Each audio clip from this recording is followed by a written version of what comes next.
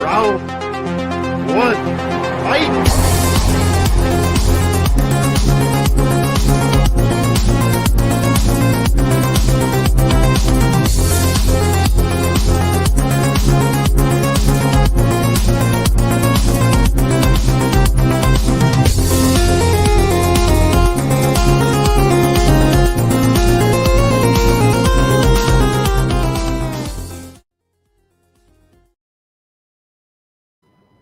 Hey, what's up, guys? Welcome to another episode of Tournament Fights. This is Tournament Fights Versus, so that's why it's number 8. It's the 8th Versus episode specifically that we've done. And tonight it is Leo Dicaprio versus Brad Pitt, so should be a fun time. Both Oscar winners, both have some of the best movies, both have some maybe not so good that we'll talk about, but way more good than bad. So yeah, so I am your host, Jordan, the movie hero, or Jordan Belfort. You can call me that if you want, but it's not for the real Jordan Belfort, just the character, the real, like, screw the real guy. But yeah, but it'll be a fun one, so we'll just jump right into it. So, oh yeah, and I'll be eating French fries on the stream. So if you wonder what I'm eating, I got fries. So, anyways, we'll bring in Austin Pez. How's it going? What's up? Yeah, it's a slightly heavier on Brad Pitt, only because he's just got a few more movies. You know, Leo's very picky with his movies, especially the last 10 years, so there's just a few less. But I think his movies will stack up on their own, so I don't think he has much to worry about. Yeah, and if you paid attention to the channel, we once did a Leo DiCaprio tier ranker. So if you want to know what some of our favorites are, you can maybe see that. but we also have Mr. Jacob Barber. What's up, Jacob? I'm here. That's all I got. Yeah, sure. Sounds good. We also have JPO in the house, Jordan Owens. Hey. I think you undersold the fry things. I want to know what kind of fries are you eating, what sauce, like I need more info. Well, we got fries from Five Guys. I just put them in a bowl. Oh, that's a good fry. That's a good fry. Fry sauce. Because my Five Guys has fry sauce here. We do that. So. Man, nice. Yeah. Yeah. So, but we also have joining us the Wolfman, Michael Wolfman. Hey, Brad, what's up? Hey, Leo, what's up? Nothing much. Just, in a stream together. I know, right? That's crazy.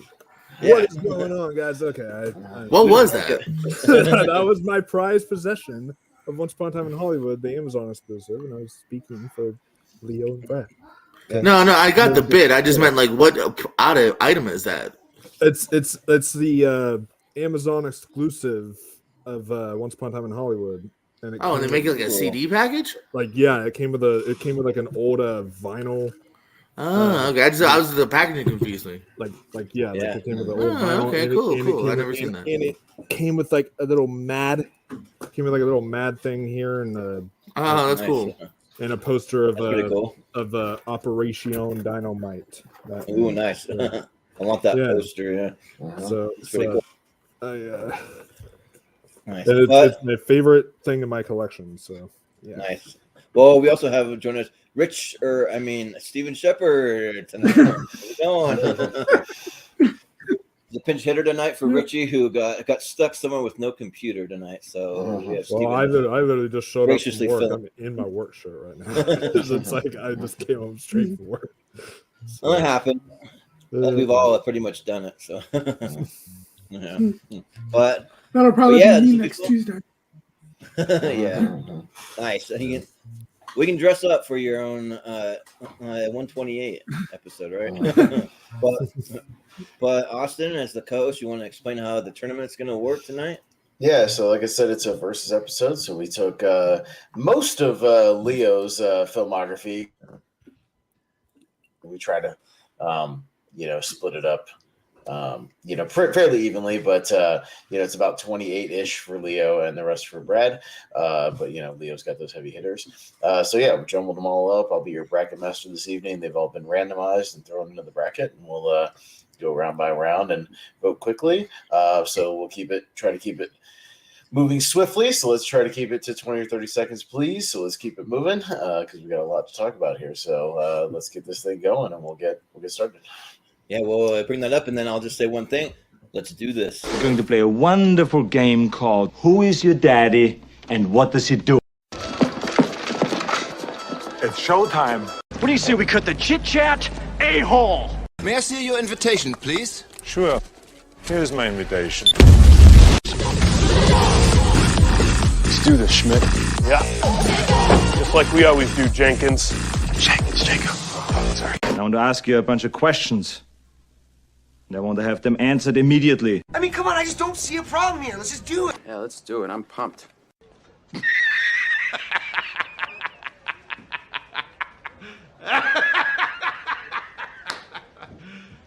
You serious?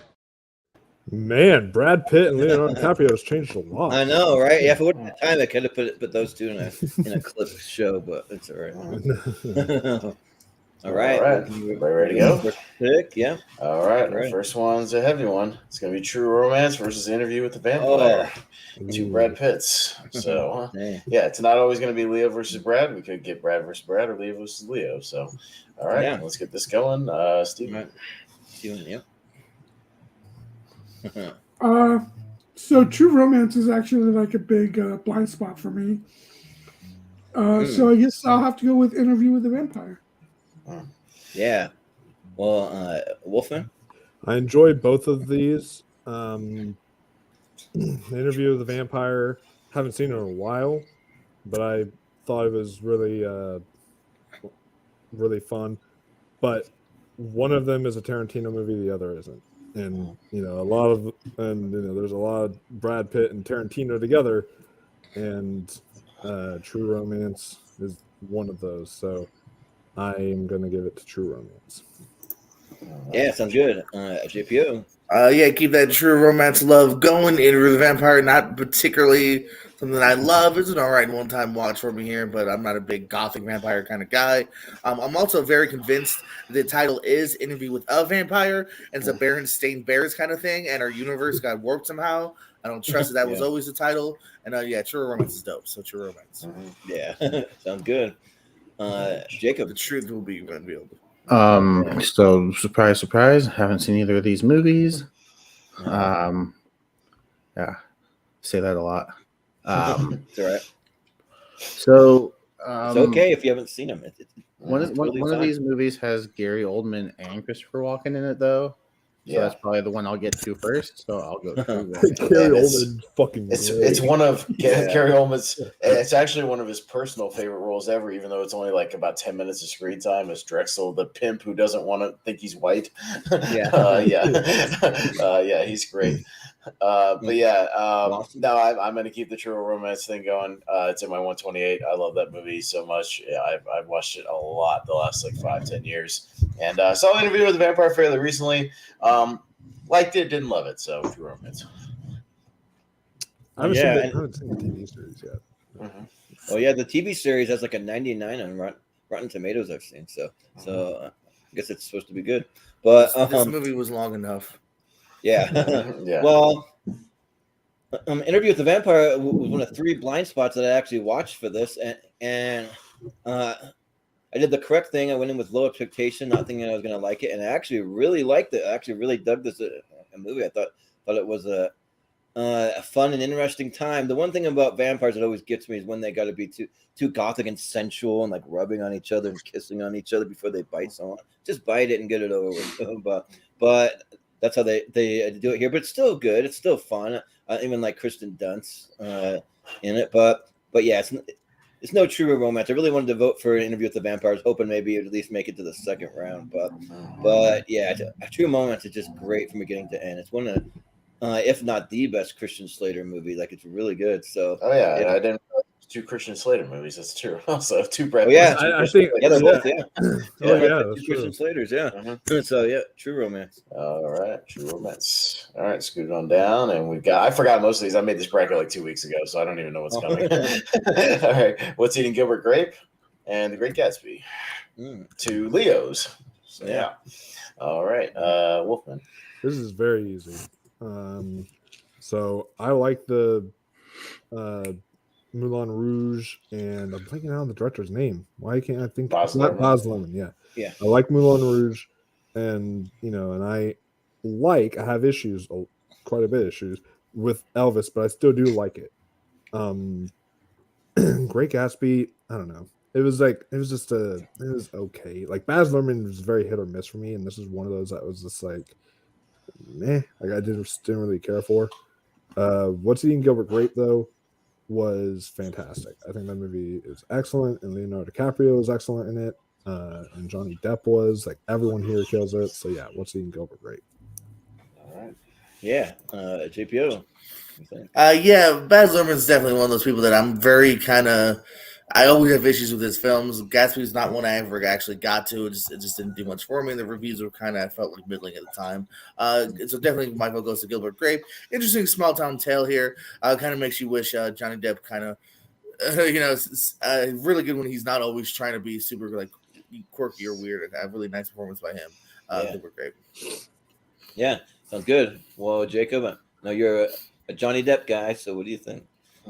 Yeah, but that's not who we're talking about tonight. So no, true. We can do Johnny Depp versus somebody and find somebody for him. Yeah, he has enough movies. Versus Amber Heard. Sure. But no,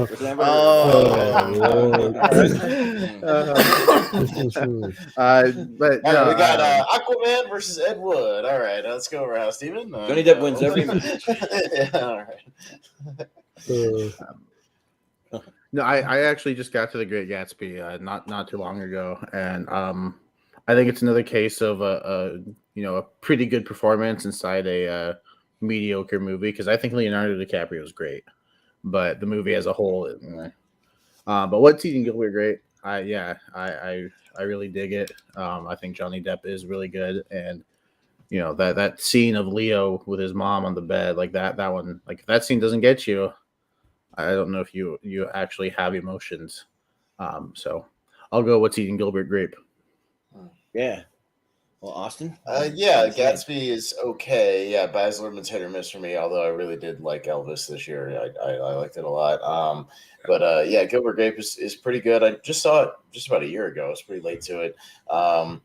And I think the most interesting stuff in the movie is Mary Steenburgen as the MILF that just wants to have sex with Johnny Depp all the time. So that's not a bad gig, if you ask me. So I'll go with Gilbert Grape. Yeah. Yeah, for some reason, yeah. I mean, I've seen a lot of movies with Juliette Lewis popping up for some reason, like all the time. She was in every other movie in the early 90s. Yeah. She just was. Yeah. She was in a lot of stuff. So. But yeah, like I just watched the movie Nerve the other day. That was one where she popped up as like the mom in that. But The Great Gatsby, I haven't seen it yet. Like it's not one that just like jumps up or jumps out at me. Like one of my friends, it's her favorite book of all time, so she keeps telling me that. Then you see the movie. I read the book in class one time, and it was really good. And the thing is, though, she's the only one telling me that, and then not many other people are. So, and I have seen What's Eating Gilbert Grape. Just funny, I saw What's Eating Gilbert Grape in class in high school for something. I can't even remember what it was for, but we watched it, and yeah, it's really, really good. Leo does a great job of playing kind of like someone with like, I guess, Down syndrome, or like, I don't know what it is, autism. He gets really annoying, but like that's what he's supposed to do. So, and yeah, you have Johnny Depp playing like a normal guy, not playing one of the goofy characters. So yeah, I'll vote for Gilbert Grape. Steven? Actually, haven't seen either of these. I know What's Eating Gilbert Grape is supposed to be a great movie, but it just never looked that appealing to me from watching previews. I do like Baz Luhrmann a lot, actually. I mean, I haven't seen that many movies of his, but I liked his Romeo and Juliet, and I love Moulin Rouge. I haven't seen Elvis yet, but I'd probably go with that with Great Gatsby, even though I did see the Robert Redford version, and I wasn't a big fan of that version. Yeah. All right, well, Gilbert Grape. Yeah, it'll be Gilbert Grape. All right, and we'll scroll on down. We got Sinbad, Legend of the Seven Seas. So movie he did from 2002, I think, versus Ad Astra. So again, two Brads, JPO. Pretty easy for me here. Yeah, Sinbad, I feel like I vaguely kind of watched once. Didn't do much for me here.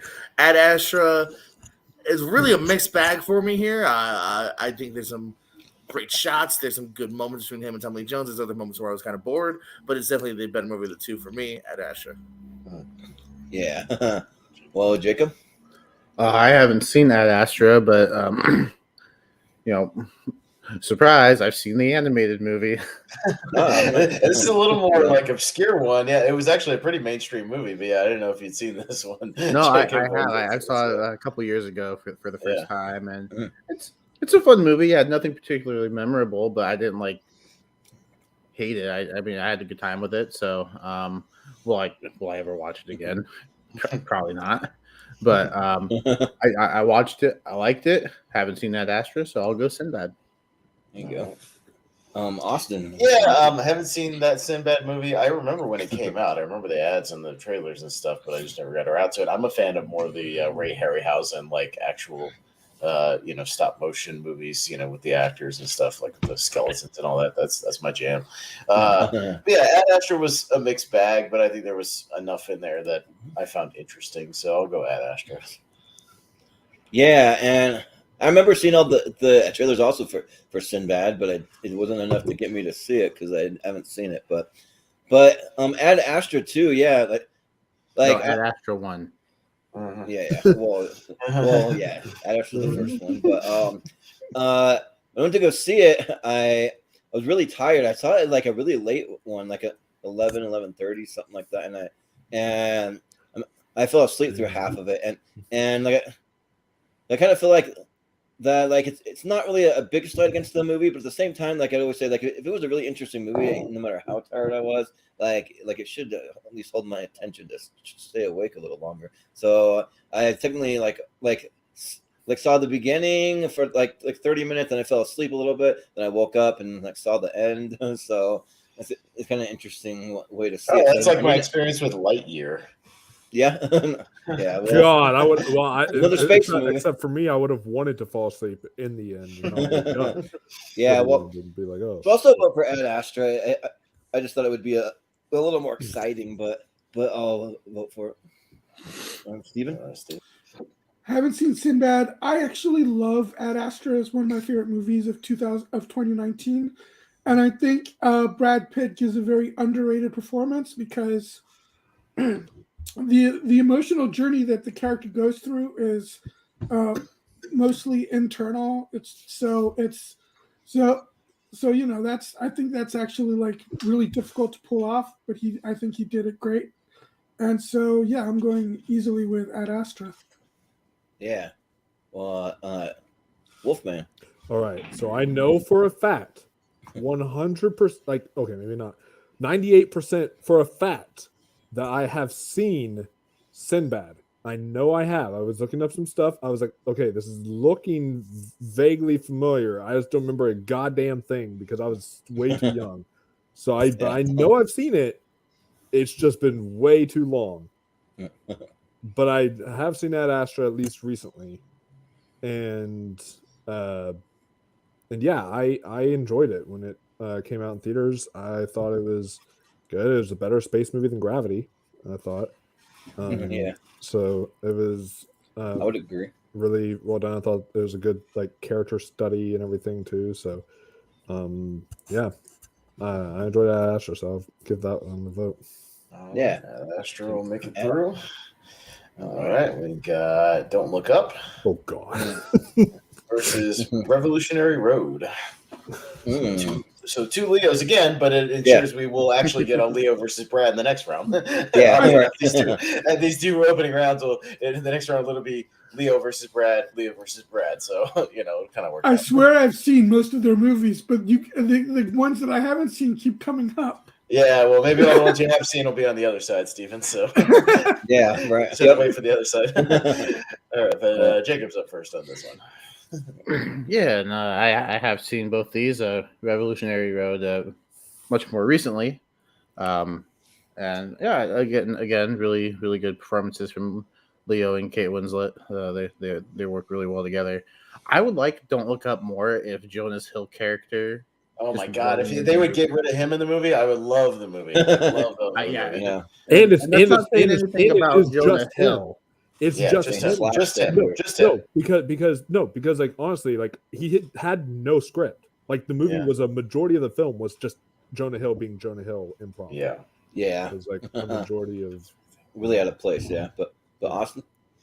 Oh, you're voting for Don't Look Up, Jacob? Oh. I'm sorry. I think you got cut No, off. I'm voting for Revolutionary Road. Revolutionary Road. Okay, just make sure. All right, yeah, Don't Look Up. I like for the most part, yeah, except for Jonah Hill's character, which just he annoys me, and he's just unnecessary. He just parrots everything Meryl Streep says in the movie. It's just unnecessary because she's already kind of a doofus, and like it would just work with her without him just being like weirdly sarcastic through the whole thing. But I like everybody else in it. And Revolutionary Road, if you don't know, yeah, it's Sam Mendes and.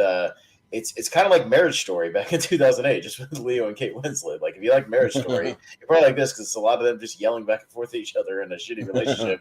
But Michael Shannon shows up later and has a really great role that I think he was nominated for an Oscar for. It's really good. It's really good. Good supporting role. So, yeah, good stuff. You know what? I'll give Revolutionary Road a little love because it needs more love. It's a good movie. So Yeah. Yeah, I think that.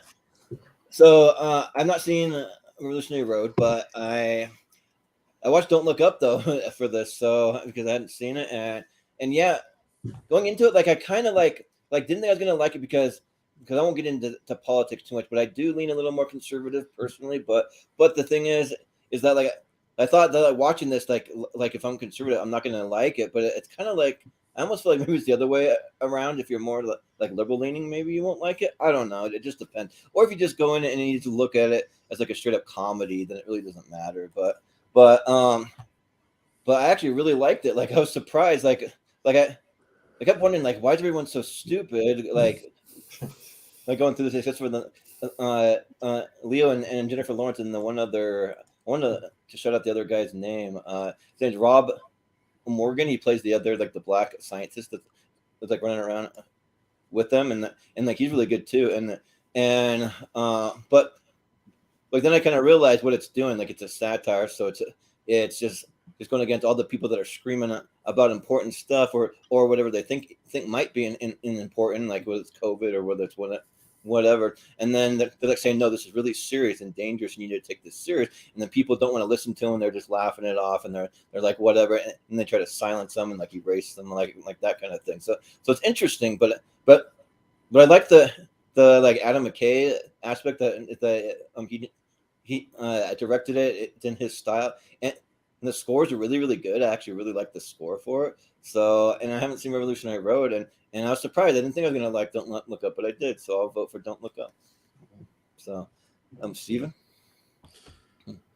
Haven't seen either. I think they both look great. I just haven't gotten around to seeing either one of them. I'll go Revolutionary Road just because I do like Sam Mendes a little bit more than Adam McKay. Yeah, sounds good. Wolfman. And here comes the Don't Look Up hate. Wow, this movie is like one of the worst Best Picture nominees. I am not a fan of this one. I just think it's just Adam McKay's style. I like The Big Short. I don't know what it is about Vice and Don't Look Up where the editing is headache inducing. It's like that's the editing, and you're like, oh my god, can you please let me breathe for like 5 seconds? Yeah, it's kind of stylized, and it's like it's stupid. And then like there's too much going on, too many characters. There's like so much, like some characters it's like, oh, there's a cameo from an actor, boom, yo, okay, now let's move on to these other guys. And it's just, and then there's just, I don't know, it gets a little bit too preachy. I just don't really like and then the post-credit scene is so dumb. Like, what? Come on. It's like, no, and I don't even remember the score. Like, I saw Nicholas Britell was nominated. I was like, yeah, the hell? I don't even remember it. And I saw Don't Look Up in a theater because I remember I was in like a theater an hour and a half away. I went to go see Come On. And then while I was still there, I was like, why not? I'll go see Don't Look Up. And then, and Ariana Grande was the best part. Her performance, my girl, I love her. She was definitely the best part. But well, if you look at the score alone, like just like don't even think about the movie, the score is actually good. I'll bet you'll like it. But I'll have to listen to the score again because I don't really remember that well. but yeah, I mean, and the performances are all pretty good for the most. Although Jennifer Lawrence kind of overacts occasionally in this movie, but everyone else for the most part is pretty decent for in the film. I've not seen Revolutionary Road, but I know I would probably like that more than Don't Look Up, so I'm going to give it to Revolutionary Road because that doesn't make Vice look decent, and Don't Look Up makes Vice look decent. So there you go. Yeah. Well, JPO. Yeah, this was pretty even for me here on paper. Revolutionary Road, I really liked that they did kind of like the Terminator Halloween thing, like as if what if Jack was on the the door with her and had lived, and this is Titanic too. It's a little heavy handed. I think Michael Shannon kind of steals the show as well. Don't Look Up is I think kind of easily my least favorite of McKay's last few films here. I appreciate Big Short and Vice a little bit more than this one here, which I think was it just didn't always work all of the humor. But I still think I would go back to it a little bit more in its own genre. So I'd go Don't Look Up. Yeah. All right. Well, a little on both sides, but it's going to be Revolutionary Road. I will say though, if you see I Don't Look Up, it's like the only Mark Rylance performance I think is great. Like besides any other movie, he's playing like a Steve Jobs type of guy. He's still screwed as a No, I did like Mark Rylance in it. Yeah. And like I said, the performances were all pretty decent for the most part, like Kate Blanchett and yeah. Tyler Perry was good. And speaking of Kate Blanchett's kind of hot. Tyler Perry's good when he's not playing Medea. Tyler Perry can't make movies, but he can sure be a good character actor. Hell yeah. Yeah. Hey, hell yeah, it is. Yeah. All right. Got Babel versus 12 Monkeys. So, hey, Steven, I know you've seen 12 Monkeys. I know for a fact. I've seen both of these. Okay. Nice. I'm up first. I haven't gotten around to Babel yet. I've always heard a lot of things about it, but just never sat down and watched it. But yeah, I'm a big fan of 12 Monkeys. I think the movie's great. Yeah, Bruce Willis is really, really good. And yeah, Brad Pitt, the subject of this is awesome. And this movie is the whacked out mental patient. Like, he's fantastic. So yeah, good stuff from Terry Gilliam. So I'll go 12 Monkeys pretty easily here. Yeah. And I actually lied. I watched 4 movies for this because I forgot that I watched 12 Monkeys. And this movie's really good. Yeah, I thought it was a little stylized for like the first little bit, but I pretty quickly got over that though. And welcome to the world of Terry Gilliam, Jordan, because that's what you're gonna get when you watch one of his movies. Yeah, that's what it is. Yeah, I don't remember any movies he's done besides Time Bandits. I can't remember what else he's done. Brazil. But oh yeah, she's in that. Okay, but yeah, it's really good though. Yeah, I thought Brad Pitt was a lot of fun in this. Madeline Stowe, she was pretty good. And then Bruce Willis back when he actually really cared, because like he did a great job in this. He was really good, especially the movie progressed. I thought he got better and better as the movie went on. And I haven't seen Babel, so I just don't really know anything about it. It looked like maybe not a Jordan style movie, but I don't know. But so I'll vote for 12 Monkeys. Yeah, Steven. So Babel is great. It's from Alejandro Inarritu. Yeah. And I actually think it might be. I mean, of the movies of his that I've seen, I would rank it ahead of The Revenant, and I'm trying to remember what other movies. Birdman, yeah. Birdman, yeah, I would rank it ahead of Birdman, yeah. Gotta be better than Birdman. Woof. So it's great. Whoa, woof! That movie is the best movie of 2014. Okay. I'm not a fan of that, but Birdman. But I gotta go with 12 Monkeys because spoiler alert for either. It's next in your Tuesday, top 100. It is in my top 128. Yes. Yeah. Sounds good. Wolfman. Yeah. So Babel is unfortunately one of the blind spots that I do have. It's like I am a big fan of Inarritu. I think it's the only Inarritu movie I haven't seen. So like I need to watch this one to really like be a completionist. So maybe I'll watch that one tonight. Maybe if I can find it streaming somewhere. But I know that 12 Monkeys is in my 128. So when we do my 128, 12 Monkeys will be there. I love the movie. I think it's fantastic.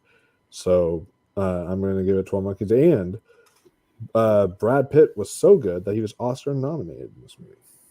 Yeah, totally. JPO. The complete opposite of what Steven said. This is a distant third compared to Revenant and Birdman. I thought it was kind of heavy-handed, Babel. I don't hate it by any means, but yeah, I thought it was a little heavy-handed. Reminded me of Crash, and I think Crash is better. 12 Monkeys, though, was really dope here. Got to give a lot of credit to Pitts. It's not the kind of movie where, you would see a lot of Oscar nominations from performance-wise, but that's how good he is. And it's a really cool movie, and even the TV show was pretty decent. Never finished it, but I liked what I saw. 12 Monkeys. Yeah. Jake? Yeah, haven't seen either of these. But 12 Monkeys has a cooler poster, so let's go with that one. Yeah, sure, that works. It makes it look like a Terminator. Yeah, kind of. Yeah, right. Yeah. It looks like Kano from Mortal Kombat. All right, we got the Mexican versus Ocean's 12. Spoiler alert, all three Oceans movies are on here, so at least the ones you said. But yes. All right, Jordan, you're up first. Well, this is kind of a weird matchup for me because I don't like Ocean's 12. I think it's the worst one of the three. That's one where it gets kind of meta and they're like stealing art and they're just doing weird. Like, I don't know. They just wasn't really like my style. It's just kind of I didn't care for it that Two much. Brad Pitt, Julia Roberts movies, by the way. Yeah. Again, this is all random, I swear to God. But yeah, it's real weird the coincidences we're getting. Yeah. I know that I saw The Mexican actually in theaters, but like for some reason I don't remember anything about this movie. So, I mean, but I do remember liking it though. Like, I just remember like the way that I felt coming out. I was just like man, like that was a really great movie, but I just don't remember a thing about it. So I probably need to rewatch it. But based on that, I'll just vote for The Mexican. Sure. Steven? So I actually really like the meta stuff. Like the scene where I think it's Bruce Willis playing himself, and then Julia Roberts' character pretending to be Julia Roberts. I mean, I thought all of that stuff was funny. Yeah. But I love The Mexican. I think it's super underrated. I think I remember when it came out, one of the big complaints is you have two big stars like Brad Pitt and Julia Roberts, and they spend a huge chunk of the movie separate. And I always thought that was a silly complaint, personally. Yeah. But and you have James Gandolfini's in this, and he's great. I love The Mexican, so I'll go with The Mexican. Yeah. Well, Wolfman, what do you think? So I have not seen The Mexican yet, but I know of the line in Once Upon a Time in Hollywood, "Don't cry in front of the Mexicans." I haven't seen The Mexican yet. But I did watch Ocean's 12. I've seen all the Ocean's movies. And yeah, I think this one's fun, and I will vote for it just so we can have a 12 Monkeys versus Ocean's 12. That kind of fun little play on words. Yeah, sure. GPO, This one's tough and not in a good way. I'm with you, Jordan. This is easily the worst of the trilogy. Ocean's 12. I'd go to 11, 13 several times before I revisited 12. I didn't like The Mexican that much either, though. So, in fact, I was going to say, too, Ocean's 12 is not so good that even Don Cheadle in interviews was like, stop telling me you don't like Ocean's 12, people, all right? I don't need to know that anymore. I guess multiple people have been like, yeah, that 12 one's not so great, huh? And he's like, why would you say that to me? But I'd still probably go back to it before The Mexican. I don't know. I just didn't gel for me. Maybe I actually should rewatch it in a way, but for now, Ocean's 12. For me, I'd even go for Ocean's 8 over Ocean's 12, like personally. But I would. Yeah. But Jacob? I always thought it was weird that they would start at 11 and not give us 1 through 10 at all. It was a very odd choice. So for that reason, I'm going with The Mexican. They went backwards to 8. Well, then with that logic, you got to vote against every Star Wars movie that's not Star Wars Episode 1 or 2 or 3. No, that was rectified, and there it works. We still haven't gotten 1 through 10, Well, we've gotten 8. Well, I mean, there's we haven't time. gotten 9 or 10. It was just a weird decision. There's time. There's still plenty of time. I haven't seen the Mexican, so I got to go Ocean's 12, even though I've only seen it once. What's Ocean's 1? Just him like robbing a candy store when he's a kid and he's by himself. Yeah. What's Ocean's 1? Ocean's 2. He gets one friend. Yeah. I'll tie it up with Ocean's 12, so that shoots it down to Steven for the tiebreaker. I'm gonna keep the Mexican. Don't keep Mexican. That sounds dirty. Yeah. Keep the Mexican. Yeah, you should really watch the way you say something. Yeah. All right, we got The Quick and the Dead versus Legends of the Fall. So we finally have a Leo versus Brad here. Finally. First round.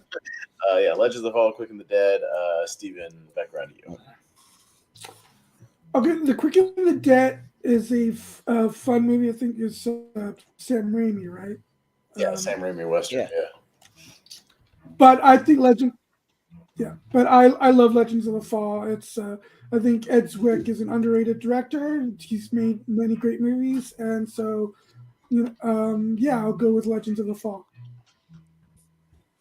Yeah, sounds good. Wolfman. God damn it! I've been meaning. I've totally forgot Leo was in Quick and Dead. I've been meaning to see this movie. It's like the only Sam Raimi film I haven't seen. Come on. Yeah.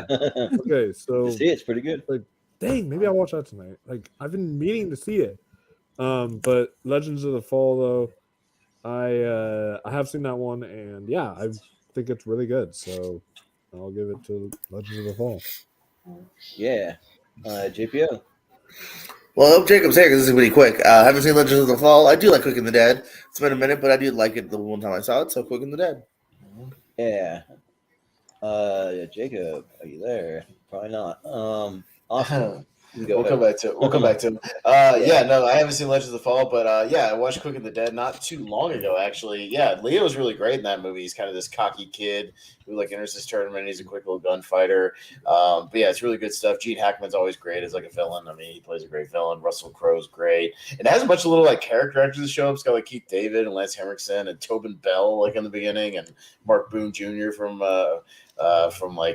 Sons of Anarchy, like all kinds of cool people that pop up. Like everybody that pops up is somebody I recognize, and it's a lot of fun. Yeah, if you haven't seen it, I'd recommend it. So I'll go Quick and the Dead.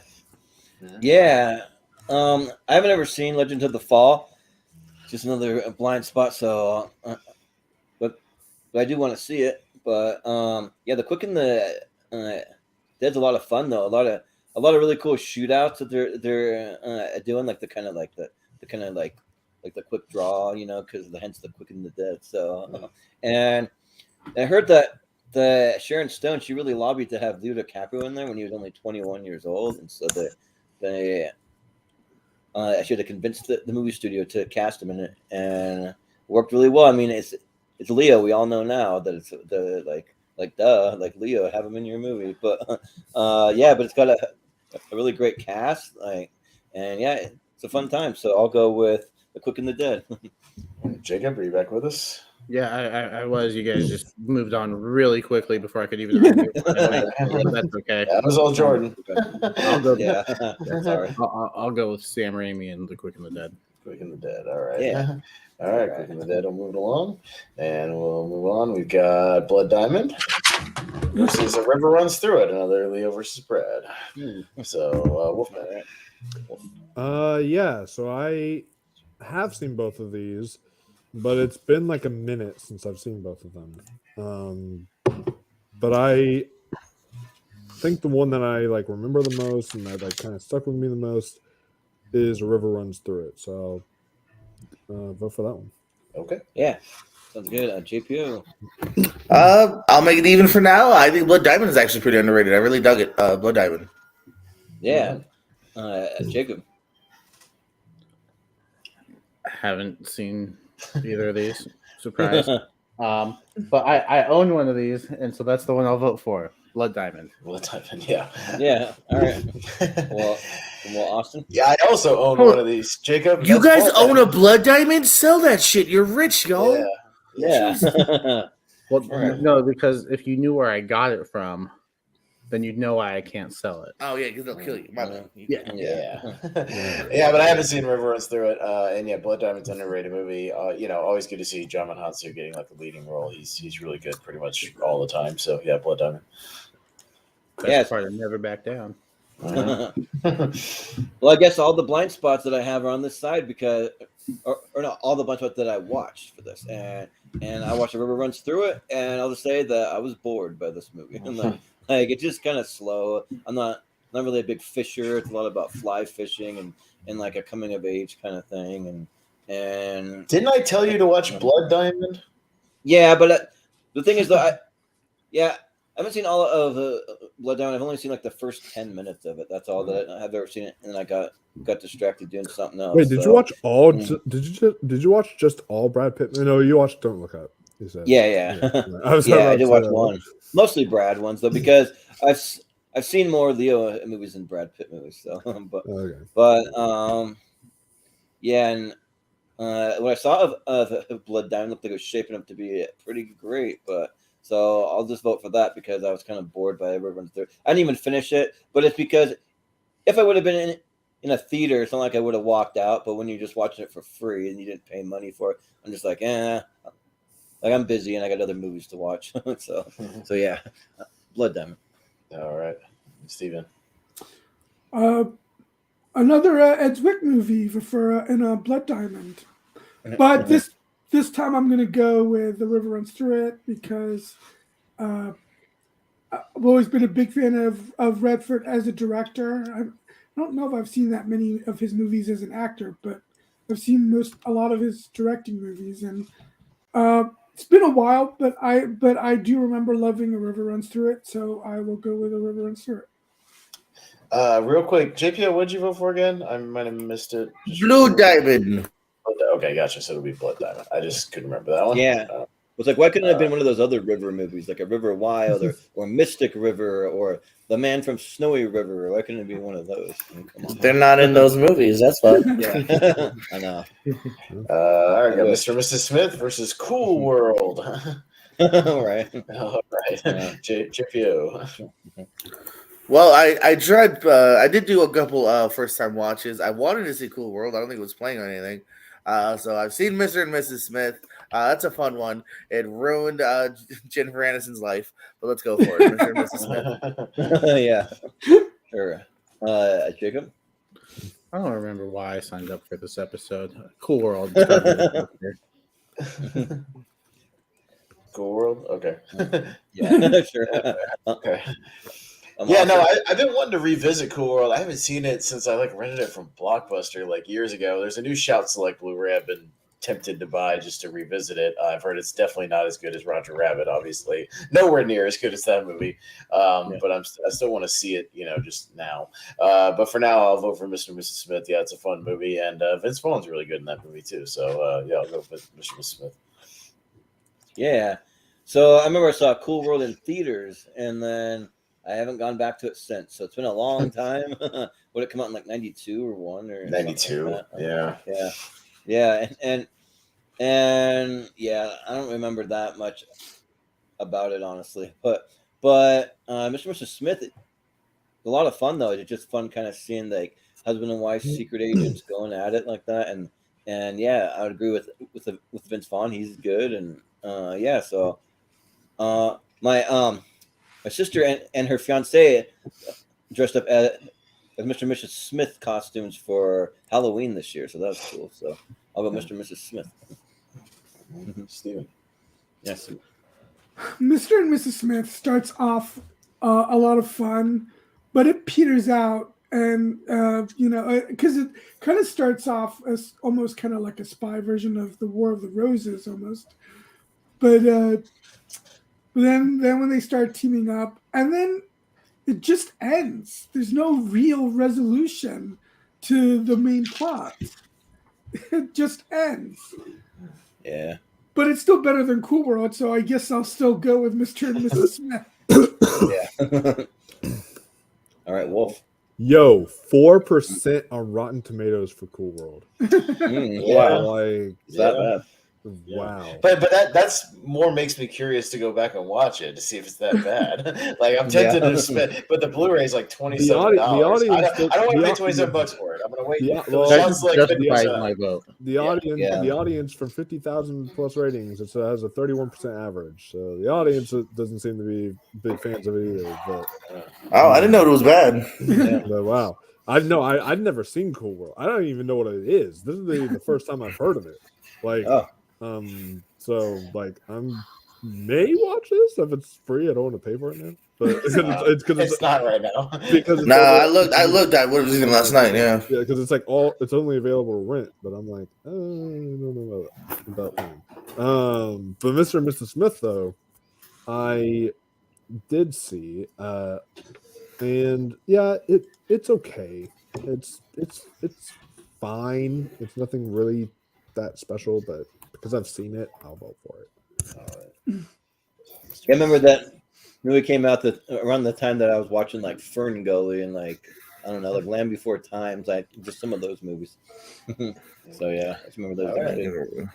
Got the Wolf of Wall Street versus the assassination now we're of in Jesse the James. good shit. Yes. By the coward Robert Ford. All right, so Jacob. This one's easy because I've seen one of these movies and it is entertaining from start to finish and just a great 3 hours. Wolf of Wall Street. Yeah. Awesome. Yeah, I actually did see the assassination of Jesse James not too long ago. Yeah, it was good character stuff, but there's a lot of scenes of guys just sitting around like talking, and it's not much going on. And I like my westerns a little more action oriented, like spaghetti western type stuff. But yeah, anybody who knows me knows Wolf of Wall Street's like a top 10er for me. Like all time, I love that movie to pieces. One of the most entertaining movies ever. So yeah, Wolf takes it. Yeah, well, one of the other things is like maybe don't go to my dad for movie suggestions because he hasn't seen like a ton of movies, but I was like, Dad, what do I watch? Assassination of Jesse James or The River Wild, and I watched The River Wild and was kind of bored, but he suggested that. But so I haven't seen the Assassination of Jesse James, but I love anything that's Colin Farrell in it though. Like so it looks good, but I don't think Colin Farrell's in it. Oh, is he not? Who is that? I don't know. Casey Affleck? That's been. Okay. Yeah. Casey Affleck. All right. Well, I haven't seen it, so, and that kind of like brings it down even more for me to not watch it. But I mean, Casey Affleck is great, but I mean, Sam Rockwell's in it. He's good as always, but yeah. All right. And also, Sam Rockwell. Jeremy Renner's in it too. Jeremy Renner's actually good too. It's before he was an Avenger. Yeah, he's pretty good too. But they're both two like pretty long movies, but it just sounds like maybe you fill the runtime in Jesse James a little more because The Wolf of Wall Street, like it's 3 hours, but it flies by. Like it just like I've never seen a faster 3 hour movie just fly by, and that it was great. And I picked the name because we share a first name, so yeah, it's great. So The Wolf of Wall Street. Yeah. Yeah, these are both very long movies. Yeah. Okay, I it's been a while since I've seen The Assassination of Jesse James. It's definitely a gorgeous looking movie. But I also, from what I remember, a big chunk of the middle part of the movie isn't even centered on the lead characters. It seems to be centered on like some of the supporting characters, and I mean, I know it's long, but I liked it. I didn't love it. I'll go with Wolf of Wall Street because even though it's long, it is still very entertaining. Some very funny moments, very energetic performance from Leonardo DiCaprio. So yeah, I'll go with Wolf of Wall Street. Mm-hmm. Yeah. Wolfman. Going with the Wolf of Wall Street. The Wolf of Wall Street. Yeah. Man, this is actually kind of hard for me because Wall Street, I think it's the fastest 3 hours to a film I've ever seen in my entire life.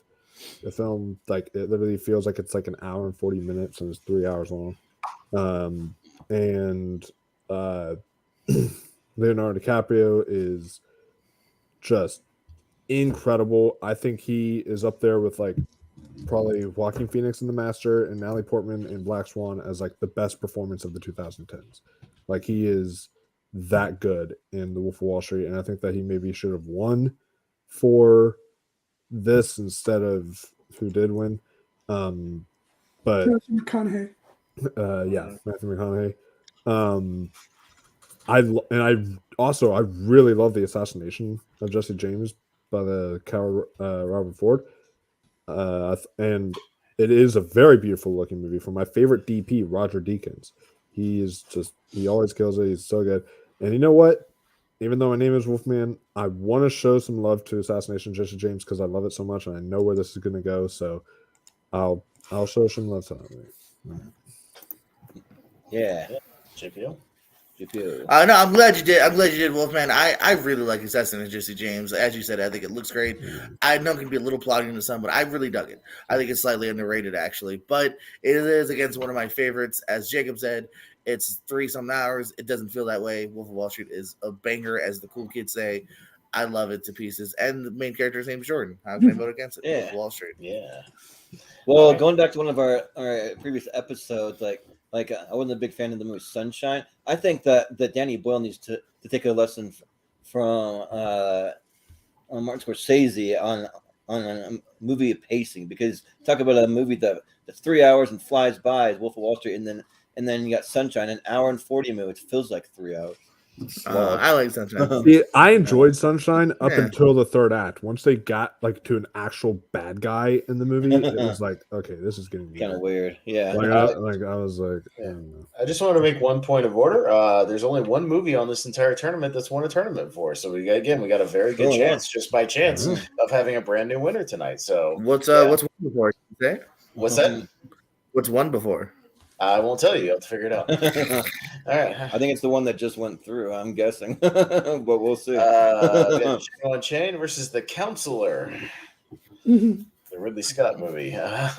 First. The Counselor is a bad movie. One of Ridley Scott's bad ones from that decade. And kind of famously bad. But it's going up against Django Unchained, another kind of top 10, top 15 sort of movie for me of all time. My favorite Quentin Tarantino movie. So, easily Django for me. Yeah. I just remember the trailers for The Counselor playing quite a bit. Just seeing Michael Fassbender like all over the place, and Harvey Bardem to a degree, but yeah, I haven't seen it though.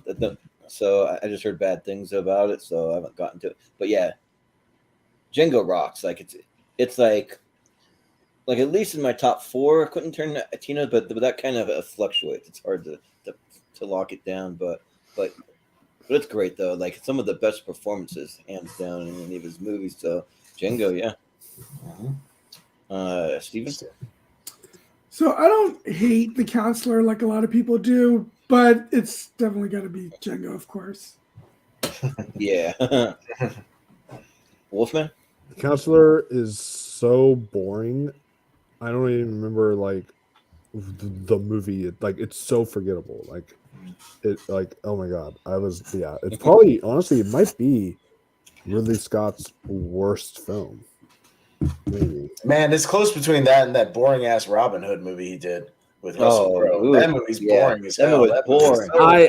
I think I would lean towards Robin Hood better, only because at least Russell Crowe was like actually really good in the film. Like his performance was. I couldn't tell. I was falling asleep. But like, I bought the movie, and then I don't know why I bought it, so I gave it to my dad. I said, "Here, you want this movie?" I don't want it. So. But yeah, no. Django though is one of the best westerns ever. It's in my top 3 Tarantino films of all time. Like, I think the film is absolutely magnificent. So, I'm gonna lean Django by a landslide. So. Yeah, it's pretty easy. But JPO? Yeah, I'm not going to do any kind of M. Night Shyamalan twist and vote for Counselor here. I was excited for it, on paper, because how could you not be? Ridley Scott, look at this cast here, and then it came out, and the reviews are horrible. Never got to it. I even thought about it last night, and I was like, I still don't want to do it. So yeah, Django's great. So yeah, again, by several landslides, I'm going to go forward for it instead of the movie that probably made Cameron Diaz go, I should really stop acting. Yeah, Ridley Scott's really hit and miss. He has some great movies and some like stinkers. And So- medium ones too. Yeah, he's around the gamut. Yeah. Oh yeah. Maybe I'm lucky then, because I don't know that I've ever actually heard of The Counselor until now. There's a reason. Whereas Django is a movie that I've seen several times. It just climbed up my personal list every single time I've watched it. It's currently in my top 20 of all time. I love this movie. It is my favorite Tarantino of the ones that I've seen. I've only seen about half of his movies. I am fixing that this year, and I honestly, me and Jacob will get to that on a podcast about movies at some point this year. We'll talk Tarantino when he finishes the filmography. Yeah, and I honestly see Django being hard to beat because I love this movie. Leo especially, I think he gives an incredible performance, but I think everyone involved gives incredible performances, and I think it's got like one of the best comedic scenes as well when they're on the hill, and I think that scene is hilarious. I could gush about this movie, but in the interest of time, I'll just vote for Django, and we can keep going. Yeah. I wouldn't say The Counselor is Ridley Scott's worst. There's a movie that is another movie that's probably on here that I thought was just boring. I was gonna say it won't be the last time we'll see Ridley Scott. He's got a couple other movies on this list. Same with Tarantino. So I was just gonna say, here's a movie where Jonah Hill's president of the movie is actually great compared to Don't Look Up. So.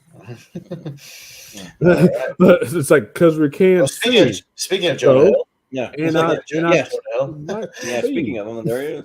Speaking of a good Jonah Hill performance, we got an Oscar-nominated Jonah Hill. Yeah, Brad Pitt's Moneyball versus Romeo plus Juliet, another Baz Luhrmann joint. So couple of familiar people. So Jordan, you're up first. Yeah, so I've seen both of these. I actually really like both these movies. Like we watched Romeo and Juliet after we like read the book/play in high school, and they gave us a choice. We wanted to watch some older Romeo and Juliet, which I don't even know what that one is anymore, but there's an older one, I guess. Or do you want to watch this one? And of course, all of us high school were like, Leo DiCaprio one. Yeah, let's go. So we watched that, and I really like for the most part when they take kind of period piece stuff and they like bring it into a modern time if it's done right. I mean, it doesn't always work, but like when it works, for me, like it really works. And the Moneyball is great too, though. Like man, like it's just kind of like a bit like an inside baseball, kind of like behind the scenes, kind of you get to see like how it all works. And man, like for as much as I do like Romeo and Juliet, I think I got to go with Moneyball. That movie is just great, and it's a movie that again I went in with low expectations, didn't think I would like it. And I loved it. So, Moneyball. Steven? Yeah, my appreciation for Moneyball has definitely risen since it first came out. Because I liked it, but I didn't love it when it came out. But I've it's definitely gone up for me. And I like Baz Luhrmann's Romeo and Juliet, but I'm gonna go with Moneyball on this one, actually. And also shout out Chris Pratt. He has a really good performance in Moneyball. So Chris Pratt actually had a great career earlier, and his career was better when he was in a lot of supporting roles. I think so. He played a lot of best friends in like some rom-coms and stuff. Yeah, he did movies like he was in Zero Dark 30. He was in Her. Yep. He was in this. He was in Wanted. Wanted, true. But Wolfman, what do you think? Correct me if I'm wrong, but wasn't Moneyball the same year that like The Artist won Best Picture? Yeah, and I thought Moneyball should have won. See, and you all call me like pretentious and all this stuff.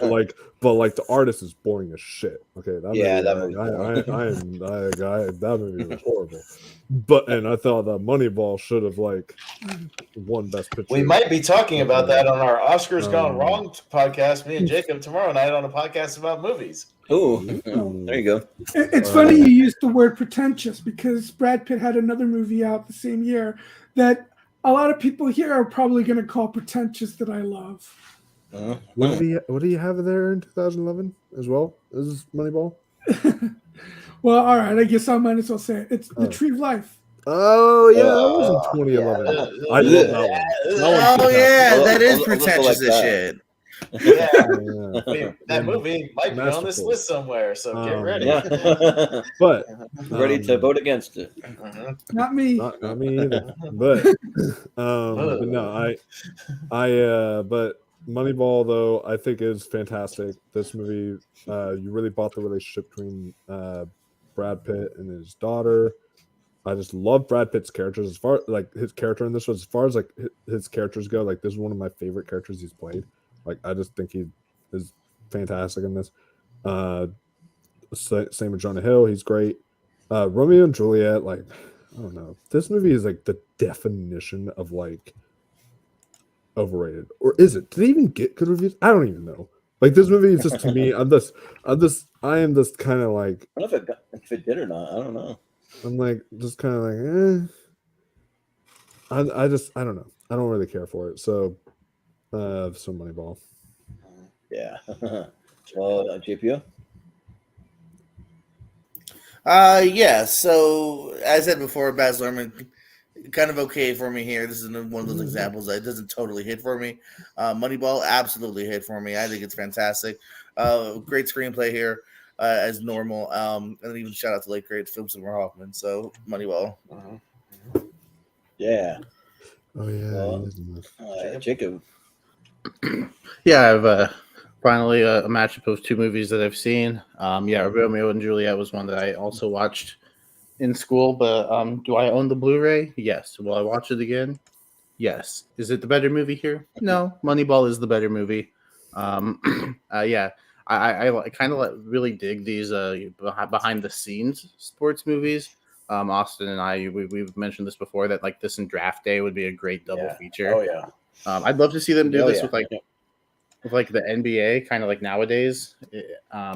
I think would be really I think cool. Hustle is the closest we've gotten to that. Hustle. Yeah, that's true, and that's really good. But do a great movie about the Raw and SmackDown drafts. All the drama that goes into Look at behind the scenes of one of those super teams they built, the Miami Heat or the Bulls of the '90s. But we got the documentary of Michael Jordan, so I guess there's that. Yeah. Moneyball is the better movie. I think Romeo and Juliet is highly entertaining, but Moneyball 9 times out of 10 for me. Yeah. Well, awesome. Yeah, no, I'll keep it pretty short and sweet. Yeah, I'm definitely going Moneyball here. I rewatched it 3 months ago just because I had watched Draft Day for the 6th time, and I was like, you know what? I need to watch Moneyball again. This is similar, like you were saying. It's a good double, and it really, really works, and I enjoyed my rewatch, so I'm definitely going Moneyball as well. So there you go. Moneyball. All right, scroll on down. We got Troy versus J. Edgar. Oh man, this is a weird matchup. Steven. Yeah, I definitely Troy. I'll just leave it at that. I never even saw Troy, or no, I never even saw J. Edgar, but Troy is a better human being because J. Edgar is a piece of shit, so I will give it to Troy. Yeah. Well, GPO? That's a double blind spot for me. I'm going to go J. Edgar. Oh, yeah. Jacob? Yeah, I haven't seen J. Edgar, but I feel like it might fall under that category of, really good performances inside a mediocre movie from what I've been hearing about it. Whereas Troy is just a fun time all around. So let's go with Troy. Yeah. Yeah.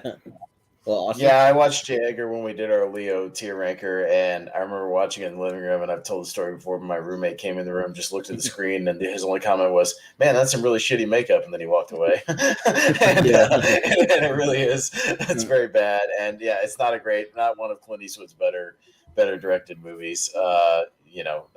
You can't hire Leo and then give him one take. Like, that's really stupid to do your Clint Eastwood one take, man thing. It's really dumb. And it shows in this movie. But hey, Troy's in my 128. It was on that episode. I fucking love Troy, and I think that director's cut is great, and I dig it. So yeah, Troy. Yeah. Well. Yeah, I really like to see the behind the scenes, like from J. Edgar, just to see like Clint Eastwood kind of just letting him do his one take thing, and then see it like how the makeup totally just like was terrible. I don't know. I'm just like, but and then Troy, I'm not a big fan of. Like, I made the mistake. Like, I've only seen it once, but I watched the extended version, and it's already long enough. And I'm like, yeah, my ex-wife wanted to watch it because she's like, we get to see Brad Pitt's butt in it. So that was her reasoning. But that is not a bad reason. Yeah, I know. Yeah, like, I mean, I don't go that way, but like, even I can be secure enough in IMAX going in there. Like, at least you get to see his butt. So I'll vote for Troy. Steven. I already voted. Oh yeah, you're first. Okay, so then cool. So it's Troy. That's going to be my only criteria from now on. Is can you see his butt? Oh yeah. I'm not voting for it. If you can't see his butt neither, then. Is Austin frozen right now? Also, he's having this problem yesterday too. Like, he has control over this, not me. It's the scene. He's trying to get back. He said his modem took his shit. Okay. All right. Happened on this yesterday too, during the lonely night, which you can see on this channel.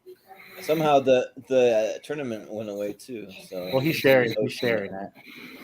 Yeah. So I wasn't sure how that would go. So I have no access to it. So yeah, but I'm just digging this "Don't Look Up" soundtrack. I have it playing in the background on my end. So it's pretty good. Sorry, my AT&T has been dog shit the last 2 days. I don't know what's going on. And like, my modem blips out like once every 2 hours. I don't know what's going on. I'm about to complain and stir some shit up. Yeah. So yeah, sorry. Well, you have to reshare the. Yeah, I know. Sorry. I was afraid that was going to happen. It happened like before we went live. So there we go. Yeah, sorry. Anyways, but I know Troy got more votes, so there we go. Sorry about that, guys. I literally can't help it. I looked over, my thing was blinking like a fuck. Anyways, got Gangs in New York versus 7 Years in Tibet. Ooh. All right, Wolf. So yeah, I've seen these both.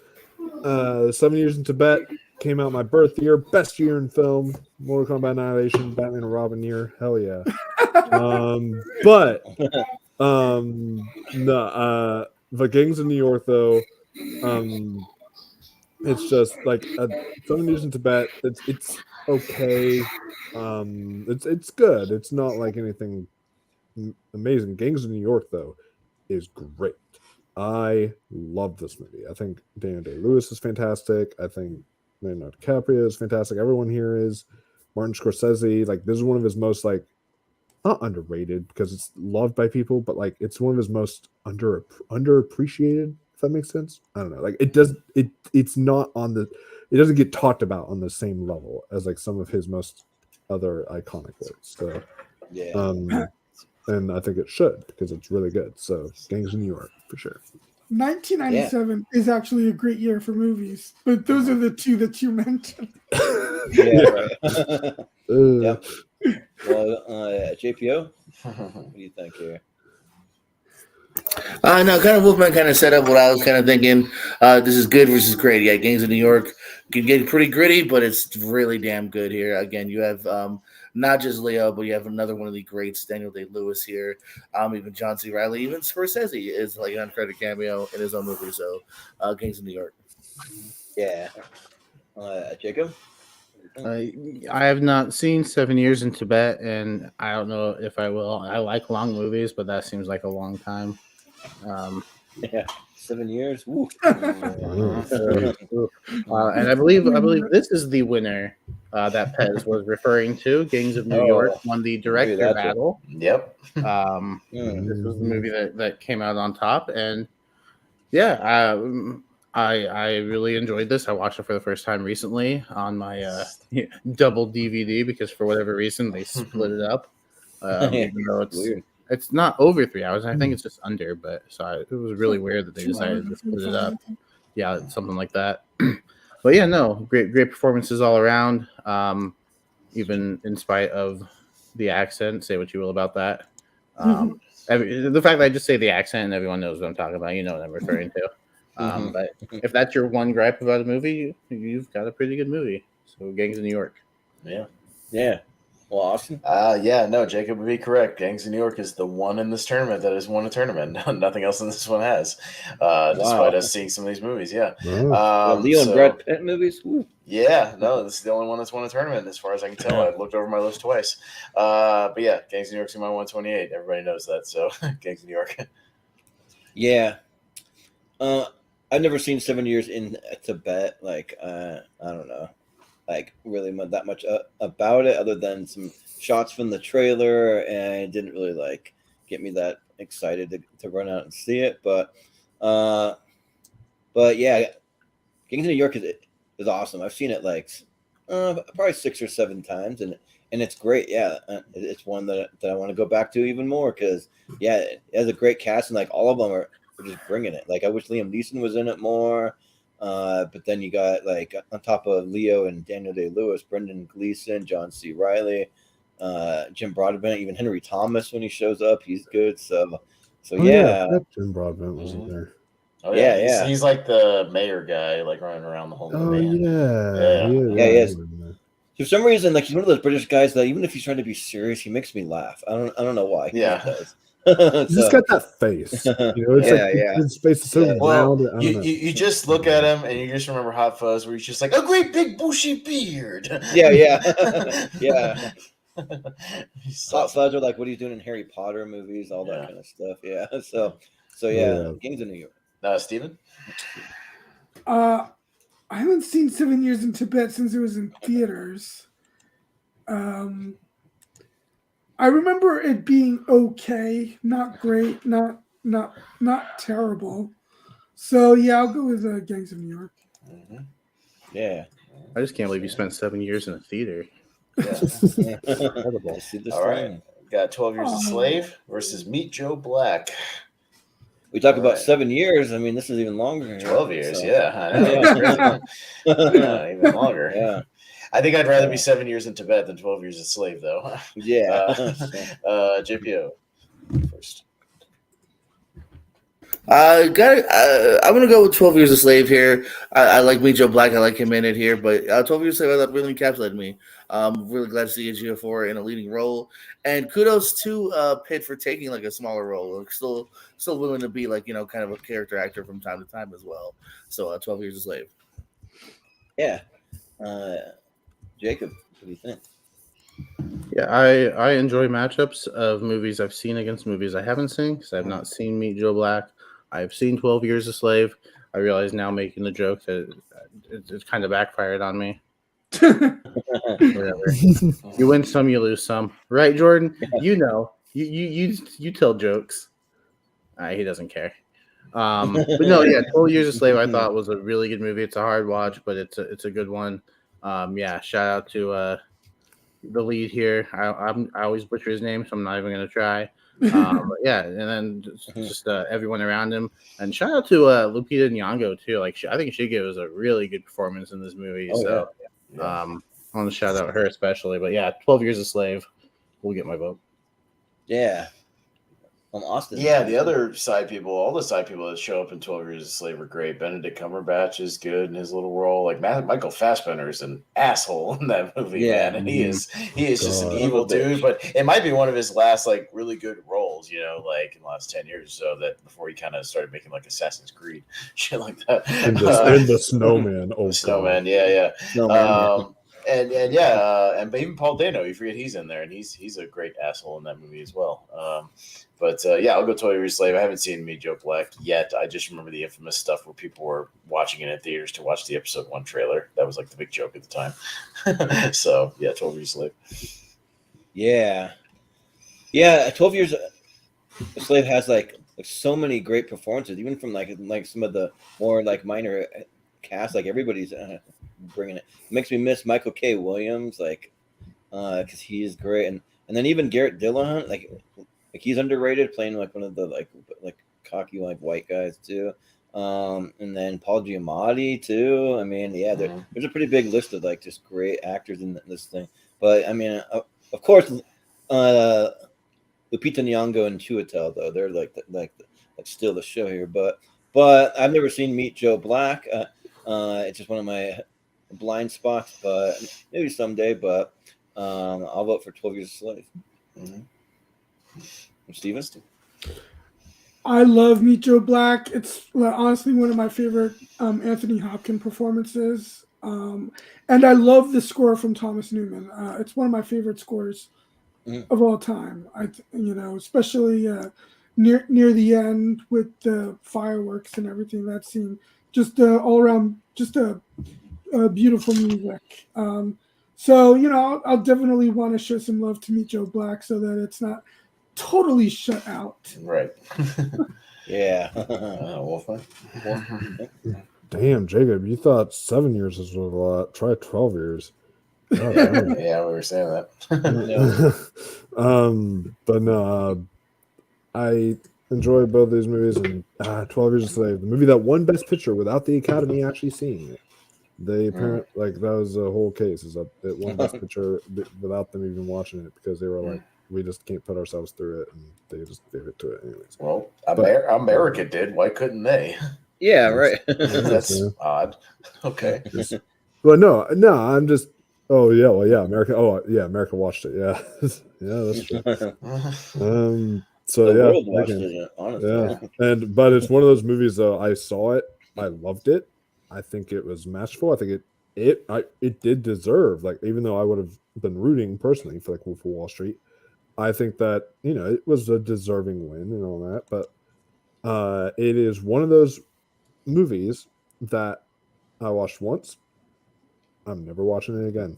Sort of like Fruitvale Station and a few other movies where it's so hard to watch that I'm like, you know what? No, that's it. Yeah. That's it. But it's really good. But it's only a one-time watch. Which I imagine the movie Till might have been like that. I haven't seen it, but I kind of imagine. Yeah. Oh God, yeah. Which R.I.P. Dino DeWilder. She should have gotten in at the Oscars. But Meet Joe Black is a fun one. But yeah, 12 Years a Slave, if you're talking quality, I almost don't even want to call this a Brad Pitt movie, though, because he's only in it for like a short time, but he is in it. But he's like in it for like what, like 5 minutes, 10 minutes? He's got a significant side role. He plays a significant part in the movie. I guess it's like fourth or fifth build or something like that. And he also produced the movie, so that's true. Yeah. So yeah, I guess because I'll go 12 Years a Slave. Yeah. Hey, if you can get a Best Supporting Actress nomination for 10 minutes in the movie, we can count this as a Brad Pitt movie. Ned Beatty won an Oscar for a 5-minute monologue. I mean, look at Judd Hirsch. Look at Judd Hirsch in The Fabelmans. One scene. Yeah. All right. Jacob's up first for The Beach. Speaking of Danny Boyle, and The Aviator. We're back to very hit and miss. Yeah, we're back to movies I haven't seen, but I believe The Beach. Like I've tried to look for it. I don't know if it's available anywhere. The Aviator is available to stream, so I don't really have an excuse for not seeing it yet. So I will vote for The Aviator just because it's more accessible. Yeah. Austin? Yeah, I have seen The Beach. I have a really shitty DVD of it.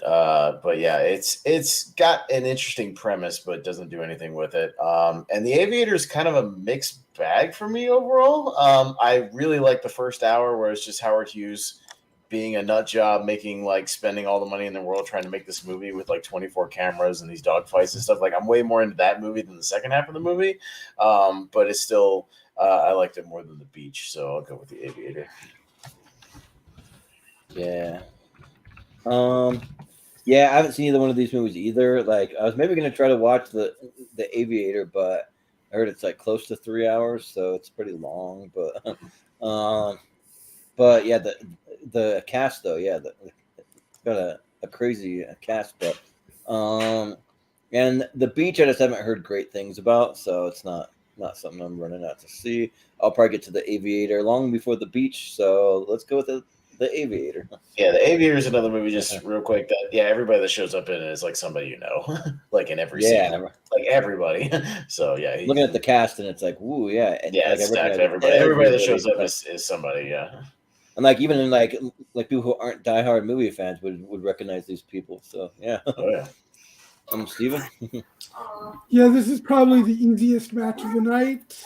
The Beach is a very mediocre movie, and The Aviator, I think it's probably like my third or fourth favorite Martin Scorsese movie. So I will definitely go with The Aviator by a landslide. Yeah. Well, Wolfman. Yeah. So the Beach, it's a fine movie, but like The Aviator is fantastic. One of Leonardo DiCaprio's best performances. Kate Blanchett's first Oscar win. She was incredible in this. Everyone does a great job in this, and yeah, it's one of Scorsese's. Not my top 10 Scorsese's, but it's close. So yeah, The Aviator for me. Yeah. JPO. Stop talking about the cast of The Aviator. You're ruining future ASAP questions I just wrote. That's happened a couple times. Actually. Well, I'll go look at that real quick. So in case you guys who played, if you're on that game, yeah, a couple weeks from now. No, pretty much it's been said. I'm with Steven. I'm with the majority here. I saw Beach once. Did not do much for me. Aviator, I can see some of the qualms, but it's still a really good movie here. So Aviator. Yeah. All right. Yeah. Aviator. We'll move on. I believe that's the last one on this side. So we're doing decent on pace. Let's try to keep the pace up as we've been, and we'll get through this other side. Everybody's doing pretty good at keeping it fairly short. So yeah, we'll get to that. And easy to do when I've only seen one of the movies. Yeah, right. Or none of the movies. Yeah. All right. We'll have some decent matchups when we get to that. So let's get the other side. Steven, maybe all the ones you've seen will be on this side, like you said. Yeah. All right. All right. Here we go. We got Ocean's 11, the good one. Yeah. Ooh, versus Inglourious Basterds. That's a tough match. Matchup. Right at the top. Yeah. And I got to go first. Yeah, this is a tough match. Because that's a good.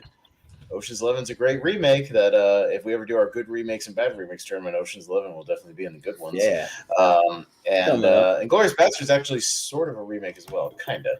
It's a 70s movie called Inglourious Basterds. I'll go with Tarantino on this one. It's great. It's not one of the top Tarantinos for me, but it's still a very, very good movie. So I'll go with Inglourious Basterds. Yeah. This one's tough. I mean, because Ocean's 11 is the best of the series, I think, and like it's really, really solid. One of the best heist movies I've probably ever seen. Like it's Steven Soderbergh, he did a great job with it. I like most of his movies. I mean, minus I'm not a big Magic Mike fan, but the rest of his movies are solid. And but yeah, Inglourious Basterds though, man, just Brad Pitt going around hunting for scalps and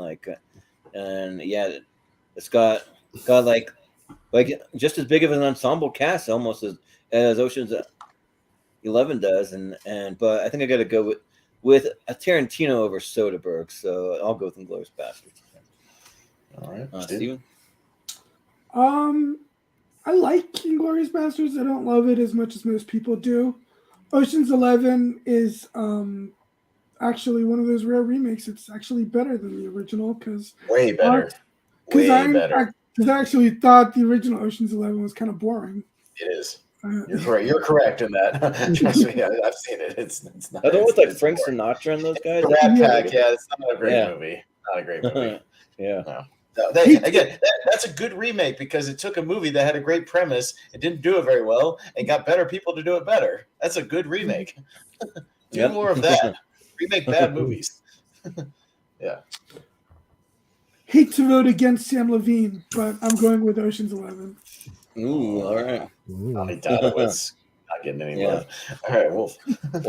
One Steven Soderbergh movie that wasn't good, by the way, is The Laundromat. Just want to throw that out there. Yeah, Ocean's 11. I actually never seen the original. I need to check it out at some point. You're fine. You're fine. Well, am I? Do you think I wouldn't like it even, or do yes, you think it would? It's boring, dude. It's boring. I'm telling you, it's boring. Okay, but then Inglourious Basterds to me, like I said, it's not my favorite Tarantino, but I could see an argument though. Like it's my second favorite Tarantino. But I might be able to make an argument that whenever I'm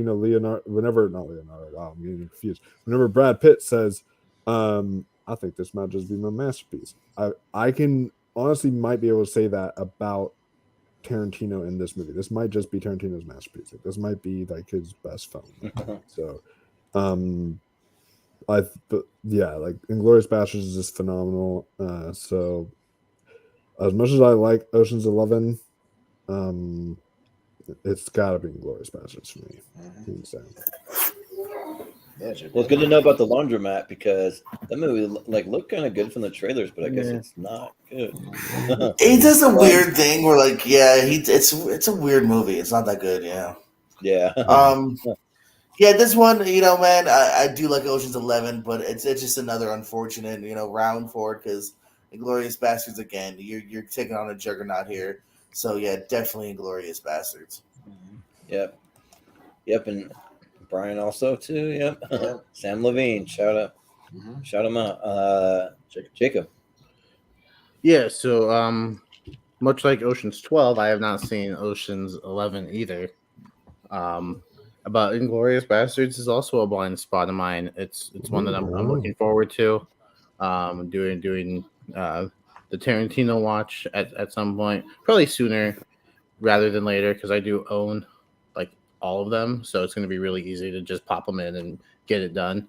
And I feel like it's going to be really easy to do because I don't think he's made that many bad movies. Maybe one that's kind of like, but definitely doesn't sound like one of them. I'm looking forward to. I have seen the opening scene, and so like that enough has me interested and wants to finish the movie. So yeah, I'll go Inglourious Basterds. And they're looking for the Jews under the floorboards. Yeah, you're hiding Jews under the floor, aren't you? Aren't you? Still writing my musical. Inglourious Basterds musical. Yeah. Still on the way.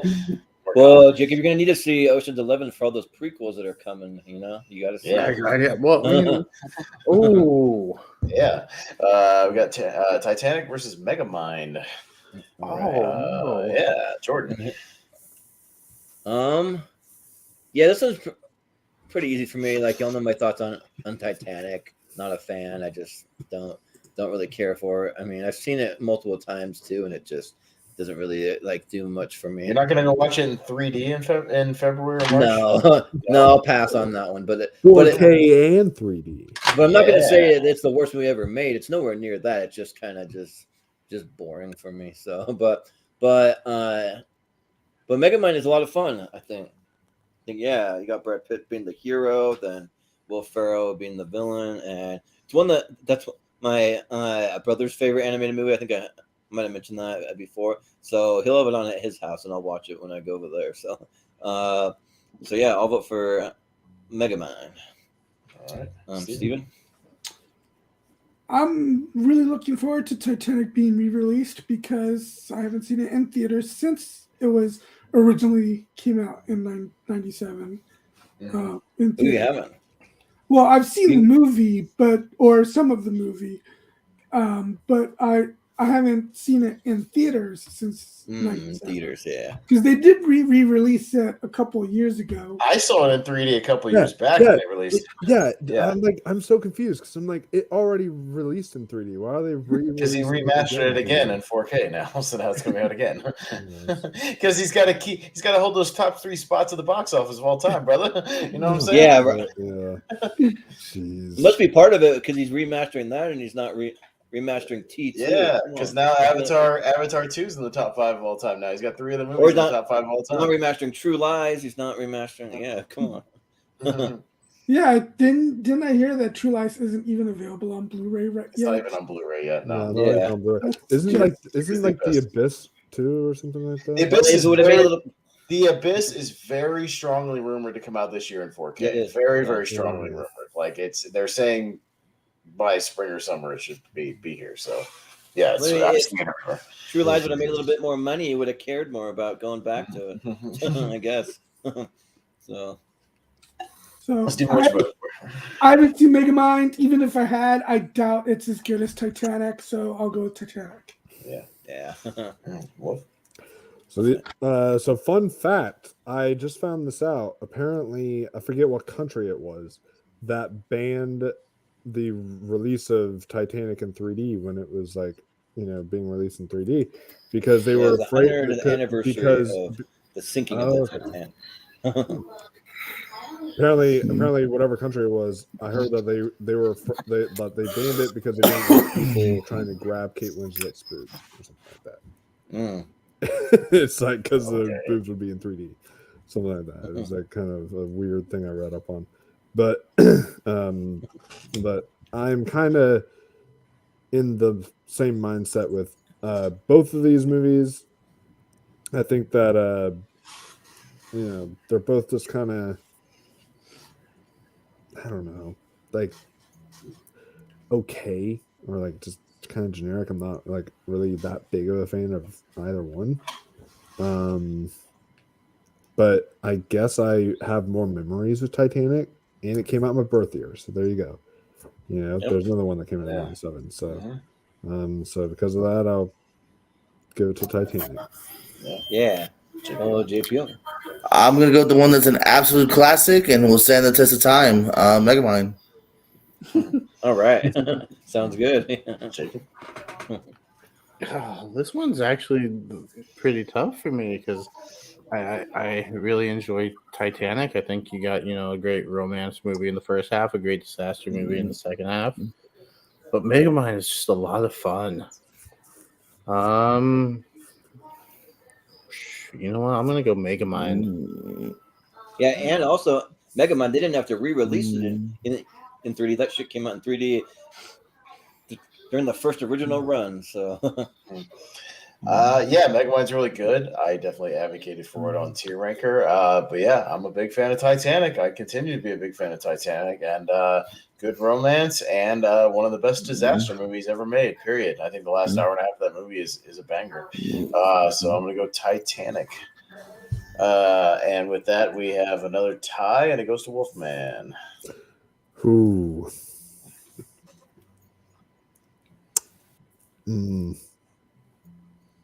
Titanic. Yeah. All right. Well, so I'm just asking for the disaster part of Titanic. Which is a better disaster movie, Titanic or Poseidon for pure disaster movie? Oh, Titanic, easily. All right, 100%. because Poseidon is not a good movie, bro. Like, why would you? I'm not saying the overall movie. I'm just saying the way that they do it. They like turn the ship upside down and like I don't know. They do a lot of and James Cameron also made a complete ship for Titanic. That motherfucker. Now the question is, what's better, Titanic or Titanic 666? Or Titanic 2? Yeah, Titanic 2 by the Asylum. Yeah. All right. I got Thelma and Louise, Ridley Scott versus Marvin's Room. Steven. I haven't seen Marvin's Room. I want to. Great cast. But since I haven't seen it, I'll go with Thelma and Louise. Yeah. I haven't seen Marvin's Room yet, but Ross has been telling me to see it. He loves it, so I need to see it at some point. But I really like Thelma and Louise, so why not? I'll go with that. Yeah. JPO. I also could not find a way to see Marvin's Room, so Thelma and Louise. I could have sworn I watched it on HBO Max like 6 months ago. They must have yanked it. Yeah, maybe so. I can double check. The site I look at didn't show it. Yeah. But Jacob? Well, first thing I get when I type in Marvin's Room is a song by Drake. So Yeah. Really? yeah, it appears Nice. to no longer be on HBO Max, but the cast is intriguing. Since I have not seen either of these movies, I can go with Marvin's Room and just that cast. Yeah. I like it. Yeah. Well, Austin. Yeah, I swear I did watch it on HBO Max, but that was months ago. So yeah, I probably got yanked, I guess. I didn't find it too enjoyable. Found it kind of boring. Couldn't really get into it. But yeah, Thelma and Louise is a good, solid movie, good road trip movie, and yeah, Brad Pitt's little role is kind of one of his big breakouts here in Thelma and Louise. So I'll go with that. Yeah. Well, like I just don't want to see Gina Davis and Susan Sarandon go off that cliff. Like so I kind of don't want to vote for it, but I've never seen either one. So, but I still think Thelma and Louise seems way more interesting to me. So I'll go Thelma and Louise, sure. All right, Thelma and Louise. And we've got Once Upon a Time in Hollywood. Wolfman, there you go. Going up against going against Scorsese with Shutter Island. Ooh, Tarantino versus Scorsese. Scorsese and Tarantino. Yeah, going toe to toe. And Wolf, you're up first. I can guess what you're going to vote for, but you know. Yeah, well, but I do want to say though, Shutter Island, I think, is one of Scorsese's most underrated movies. I actually really enjoy Shutter Island. I don't understand the hate that it gets, but it's no Once Upon a Time in Hollywood. This movie is an absolute just masterpiece, an ode to cinema. Just such a beautiful movie. And like my most rewatched Tarantino movie. I've seen this thing like I'll put this thing on in the background sometimes when I'm just doing laundry. I've seen this thing like 10 times now. Like it's kind of crazy. I like literally just put it on and just do when I'm doing anything because this is that kind of movie. Yeah, it's so good. So for me, Once Upon a Time in Hollywood takes this. Yeah. JPO. Oh, JPO. Kind of like Wolfman said, I think Shutter Island can be a little underrated in some camps. It's a good movie here. I love that he Scorsese did like a mystery, but Once Upon a Time in Hollywood definitely beats out by a little bit for me here. Not my favorite Tarantino, but that does mean something because I love every Tarantino. So Once Upon a Time in Hollywood. Yeah. Jacob, yeah. Yeah, I enjoy both of these movies. I think I don't know if I'm in the minority here when I say I enjoy Brad Pitt's character a lot more than Leo's in Once Upon a Time in Hollywood. I think I don't know what it is about Leo's character. Something just it felt whatever to me. But Brad Pitt, like if it was focused on his character, I would love that movie. Shutter Island, yeah, really good mystery. You know what? I'll lean Shutter Island here. Yeah. I'm Austin. Yeah, I've made it known Once Upon a Time in Hollywood. I'm not a big fan of it. I like the characters and some of the scenes kind of out of context in the movie. It's way lower Tarantino for me just because I think the movie's kind of aimless. I don't know. I haven't gone back to it like I have some of his other ones. So yeah, it's just one of those things. But yeah, I rewatched Shutter Island again fairly recently, and I really dig it. So yeah, I'll go with Shutter Island. Yeah. Yeah, these are both movies that have things that I love, but then things that are just kind of I don't like so much, you know. And Shutter Island, I really like it up until the twist. Once the twist happens, I'm out. I'm like, that was stupid. I thought it was really dumb. So like, I don't know, it just kind of negates everything for me. But and Once Upon a Time in Hollywood, it has some great moments, like especially when like Brad Pitt comes up on that camp of like what might be like girls being held hostage in like a trailer park area, and that I really like if they would have even done more with that, and I would have liked it. But and then also just like Leo like doing the like Rick Dalton on set like stuff. I like that when he's actually on set. But so I think I'd probably give the edge to Once Upon a Time in Hollywood. It's kind of where I first really got into Austin Butler too, because he's decent in it too. So Yeah, Woke With Once Upon a Time in Hollywood. All right, and Steven. Yeah, Steven. Shutter Island. Yeah, yeah. That's it. Okay. Sure. All right, we have a tie, so it's going to come to JPO for the breaker. Ooh. All right. Back to me. Let's go. Once upon a time, baby. Yeah. Just escapes the first round. That was close. Yeah. Yeah. Good movies. I would have voted Once Upon a Time in Hollywood over like Meet Joe Black. I'll just say that. Oh. Yeah, it's another unfortunate round one for Yeah. Shutter. Yeah. All right. Yeah. We got Babylon. And then a new. Yeah, we got a new one. We got Babylon versus Critters 3. It's in here, yeah. Leo. Yeah, we had one spot left over, so I went ahead and threw Critters 3 in there. Why not? So, JPO. I've seen neither, but Babylon. Okay. Yeah. Yeah, Jacob. I've seen neither, but Critters. Yeah. Austin. I've seen one of these. It's Critters 3, and I have a box set signed by half the cast members of the series. I'm going Critters 3. That include DiCaprio? No, unfortunately not. I do have Dee Wallace, and one of the other guys is in the whole series, the bald guy, and then one of the kids who was growing up at a convention. They were all there. I used to have a pretty killer Critters shirt, but it got worn out. Yeah. Well, I haven't seen either of these either, and I haven't really even like heard too much about either one either. But I have heard a little bit about Babylon, especially the music too. Like, oh God, it's so good. I literally have been humming it all week. It's I so heard that good. it's great. So no wonder that's nominated. So and yeah, I'd probably watch it just alone for that. Like, I'm a big movie score guy, so yeah, I'll vote for Babylon. All right. Steven. And Steven. Yeah, I haven't seen either. I'm definitely much more likely to see Babylon than Critters 3. Yeah. Wolf, what do you think? Yeah, I haven't seen Critters 3, but I did watch Babylon, and this movie is also very underrated. Like, I get it's got mixed reviews, but it was like in my honorable mentions for my favorite movies of the year. Like, I actually really enjoyed it quite a bit. The 3-hour runtime, it's a very fast-paced movie. You don't really feel it that much.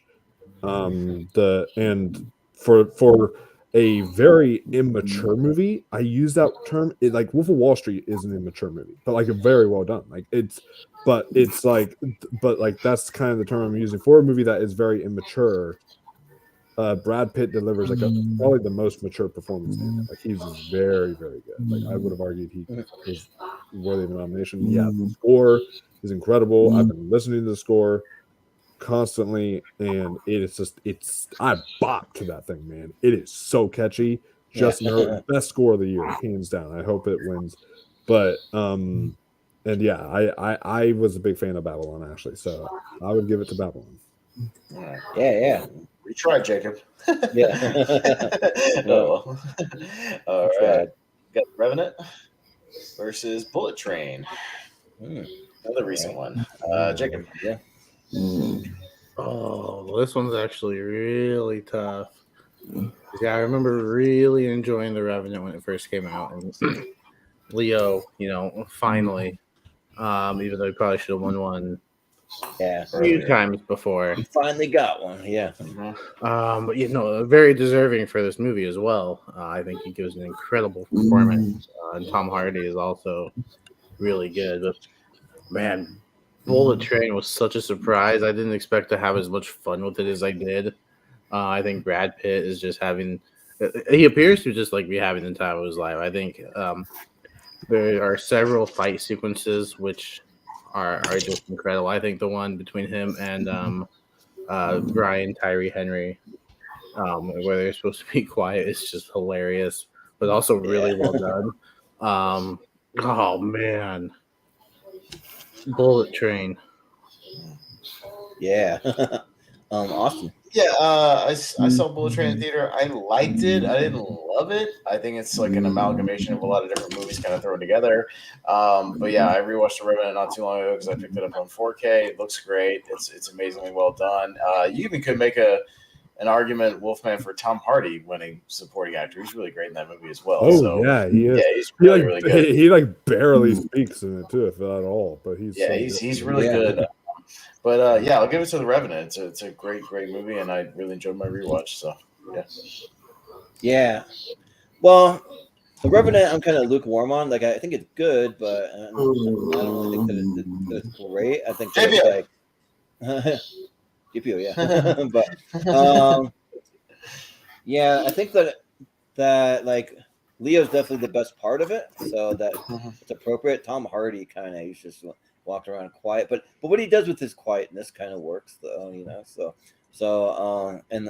But yeah, the Bullet Train. I actually love this freaking movie. This movie made, I think, my number 3 on my top 12 of this year. That like I had so much fun, and yeah, it was a big surprise because I don't think when we did our most anticipated of 2022, I don't know if it was even on there. Like I can't really remember because I feel like the movie came like almost out of nowhere.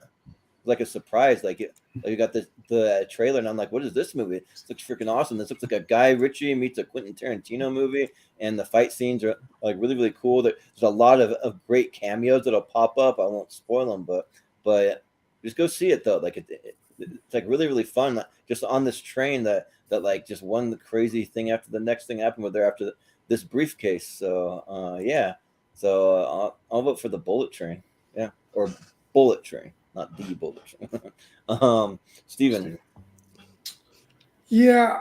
Unfortunately, I didn't see The Revenant when it was in theaters, which I saw it later on, which sucked because this movie probably would have been an amazing experience watching it in theaters. It was. Yeah, the cinematography is really good. As one of the best trailers of all time, I think. Just the trailer for that movie is incredible. And also, Leo, he gets attacked by a bear, not raped by a bear. A lot of people say that he was raped by a bear. That's so stupid. He doesn't get raped by a bear. Yeah. He gets attacked by a bear. I think that was a silly rumor that before the movie came out, and then So dumb. But the movie, I don't know. I liked it. I didn't love it. I think maybe if I had seen it in theaters, it would have been a more immersive experience. But that kind of sucks. These days, I'm much more into watching movies at home than in theaters. Anyways, the only movie I missed this year in theaters that I regret missing in theaters is The Northman. But I haven't seen Bullet Train yet, so I'm going to go with The Revenant. Yeah. Wolf. Yeah, I saw both of these in theaters and really enjoyed both of them a lot. The Revenant, I watched at the perfect time because we were studying about Hugh Glass in high school.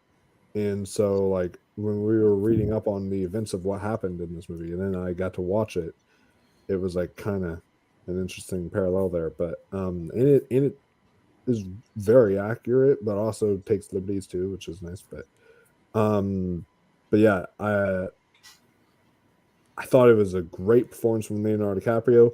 But one of those examples of like where like I'm glad he won his Oscar finally, but just kind of for the wrong movie, if that makes sense. Like I feel like he should have won. Like, well, that's like Scorsese winning for The Departed when he should have won for Goodfellas. Yeah, so it's like one of those things where it's like, but it's because especially like Leonardo DiCaprio had like really no competition that year. Like it was a weak year for Best Actor.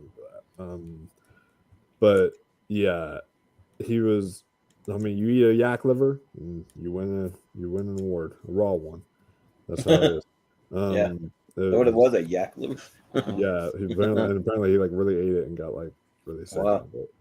But yeah, it was a very, very good movie. Bullet Train was really fun. So it's like, do I want to vote on like what was the more fun movie or what I think is like actually the more genuine quality movie?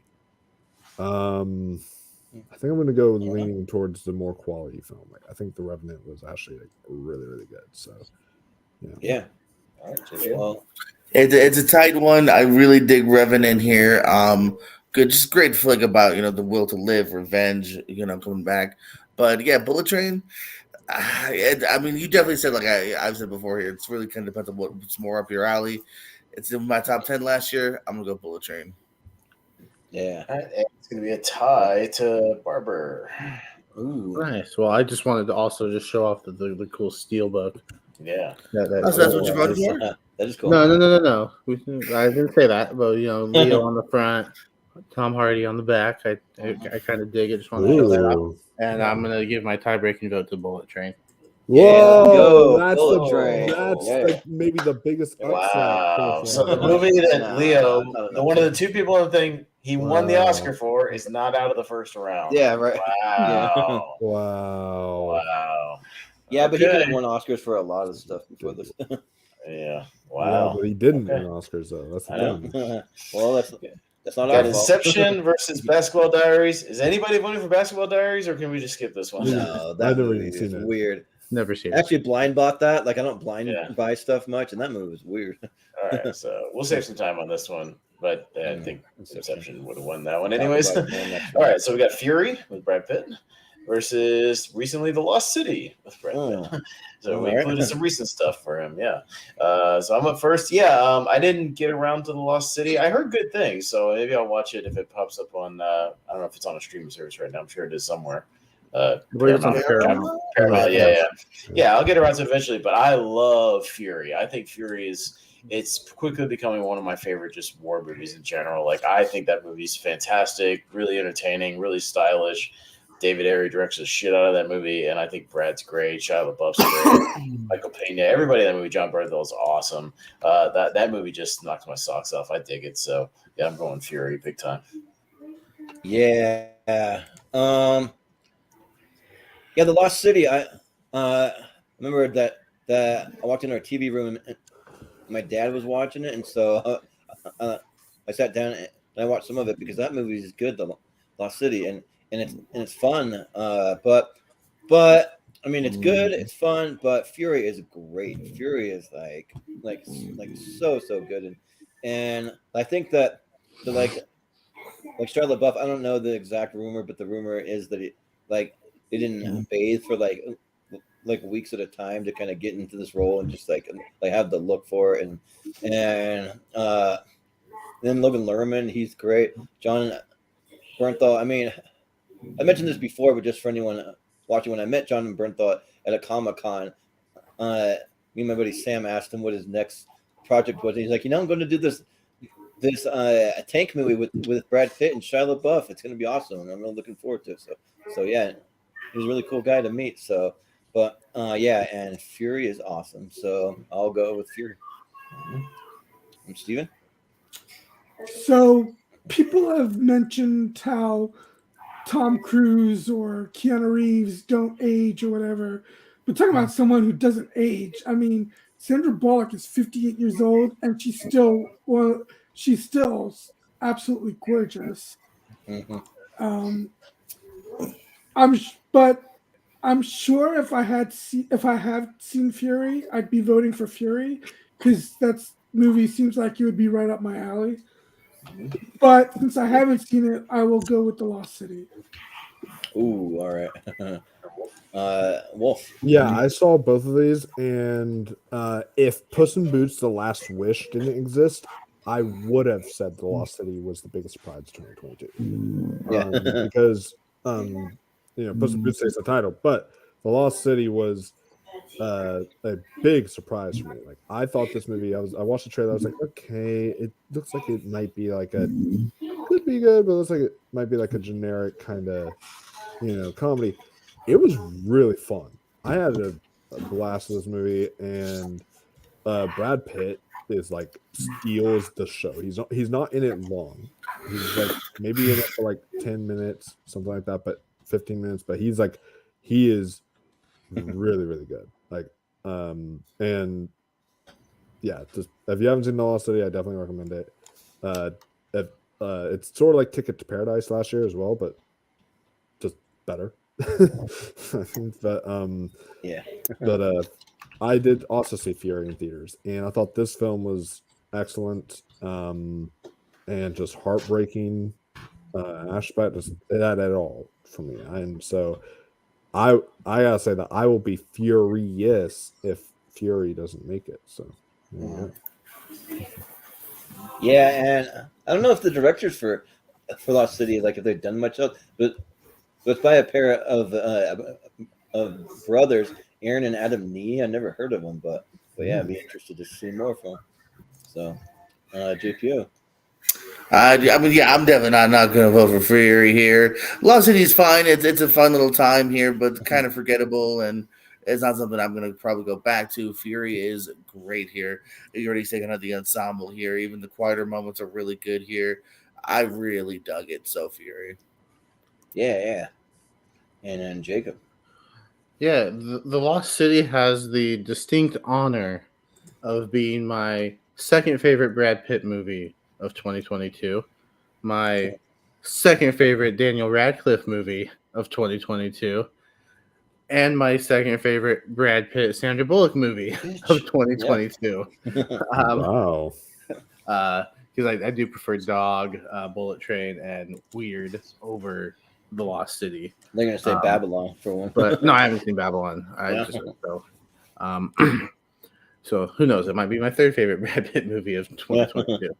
But I haven't seen Fury. I want to get to it, but I've seen The Lost City, and I liked it enough that I'll give it a vote. Yeah, sounds good. So it'll be Fury. And did Austin freeze again? There goes his modem crapping out again or whatever it is. We'll just wait for him to pop back in. Yeah, I just didn't like what he put in the chat. Yeah. If you know, you know. But yeah. So who's excited for the Rumble tomorrow? Oh, that is happening. I'm actually gonna watch that because I have nothing going on tomorrow. I'm off.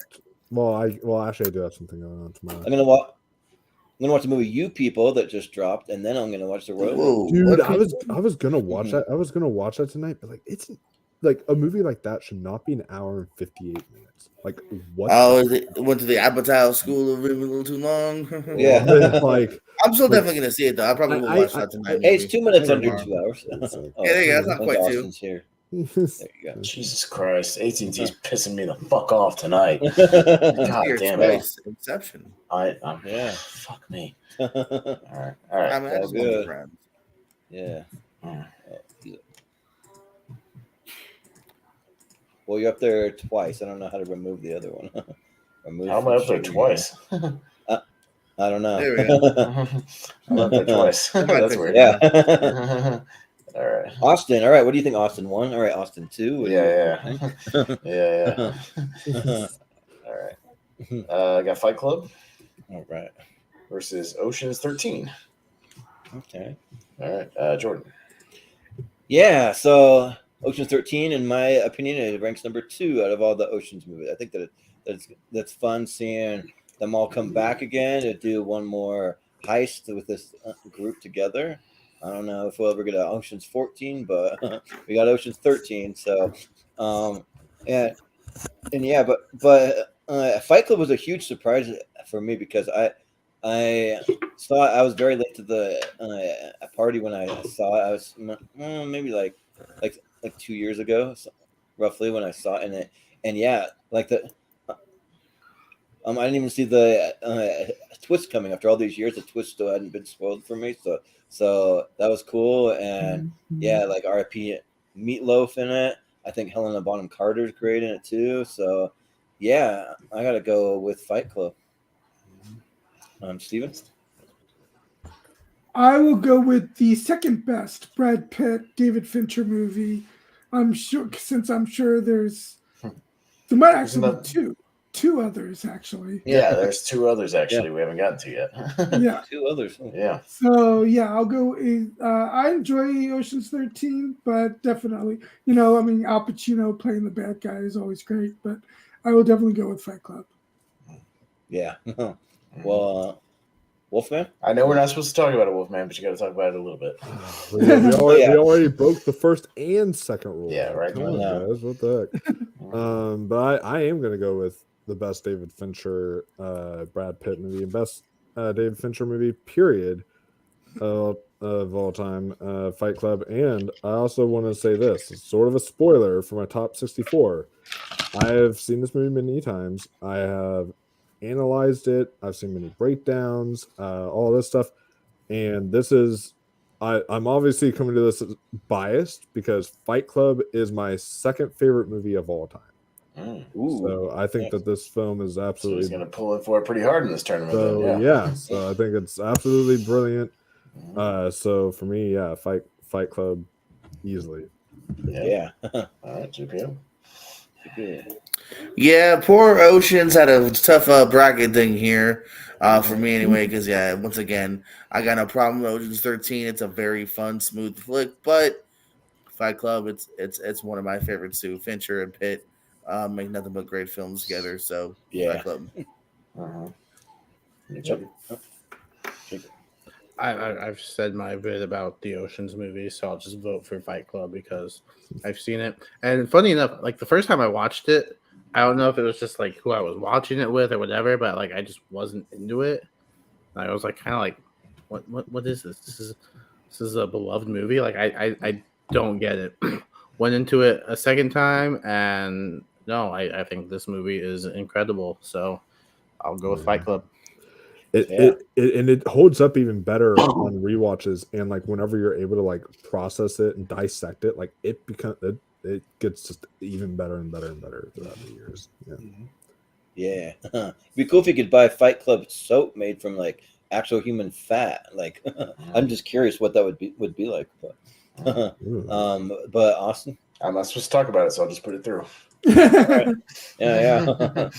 All right. But Fincher, though, I think I've solidified him. He's my third favorite director. It'd be cool to do like a top 32 versus like 1v1 on favorite directors. Maybe you can maybe do that. So. All right, got Man in the Iron Mask versus The Departed.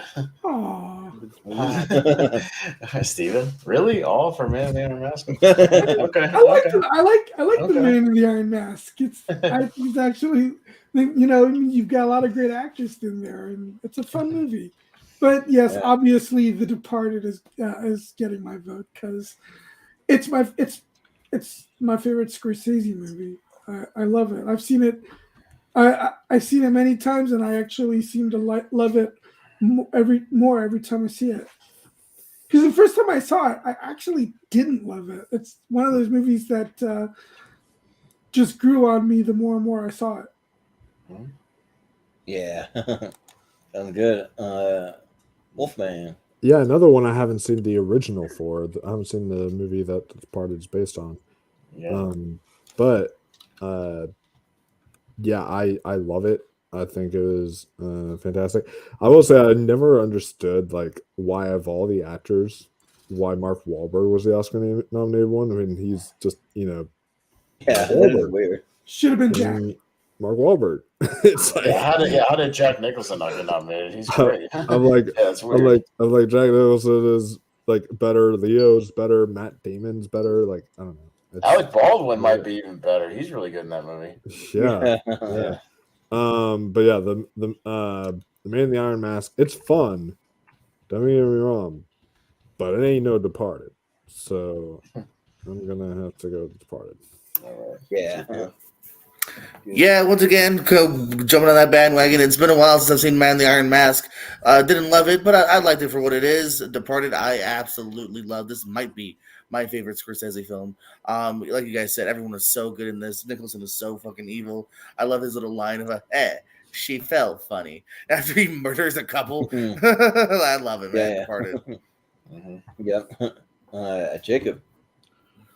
Yeah, another easy one. Haven't seen The Man in the Iron Mask. The Departed is one of my favorites. Yeah, I think all the acting is really good. I don't mind Mark getting the nomination because it's probably the best thing he's done, if I'm being honest. So let's recognize his best performance.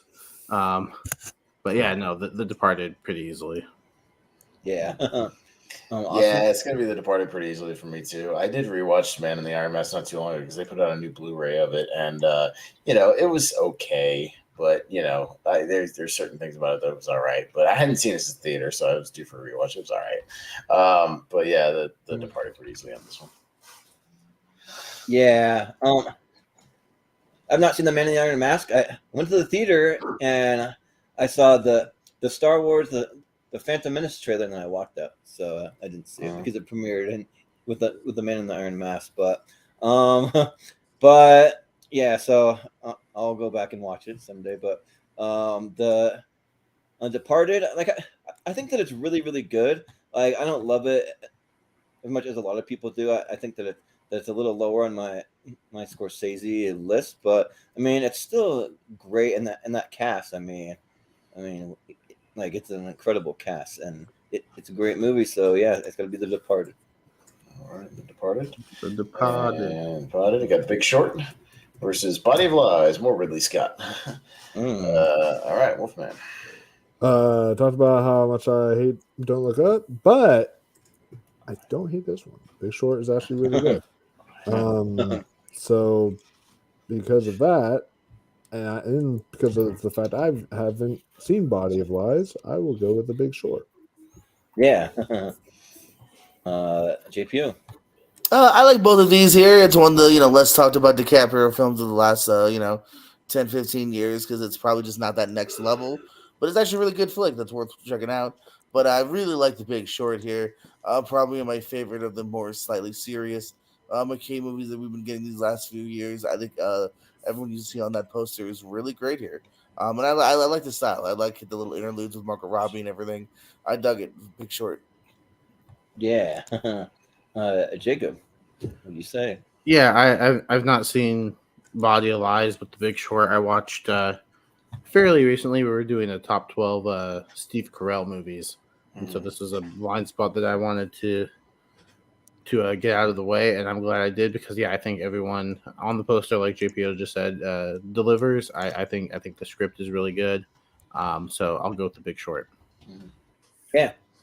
I'm awesome. Yeah, The Big Short's easily my favorite of the Adam McKay stuff, like his recent output. I really love this movie. I've gone back to it a couple of times. And Steve Carell, especially his freakouts as Mark Baum, are just so much fun when he comes back from Florida and he's just completely freaking out over what he saw down there, and it's gonna collapse, god damn it, oh shit, it's all coming down. Like he's awesome, and everybody else is great too. So yeah, I'm easily going The Big Short in this one. Yeah. And one of these movies had Margot Robbie in a bubble bath, and the other one does not. So I had to go with The Big Short. All you think about?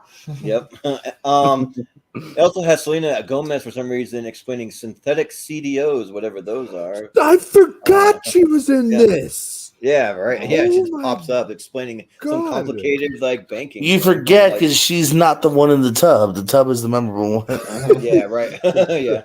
Is that all you think about too? I've never seen Body of Lies. Steven. You're muted. If only Robbie was in a tub in Body of Lies, we'd get some votes. Yeah.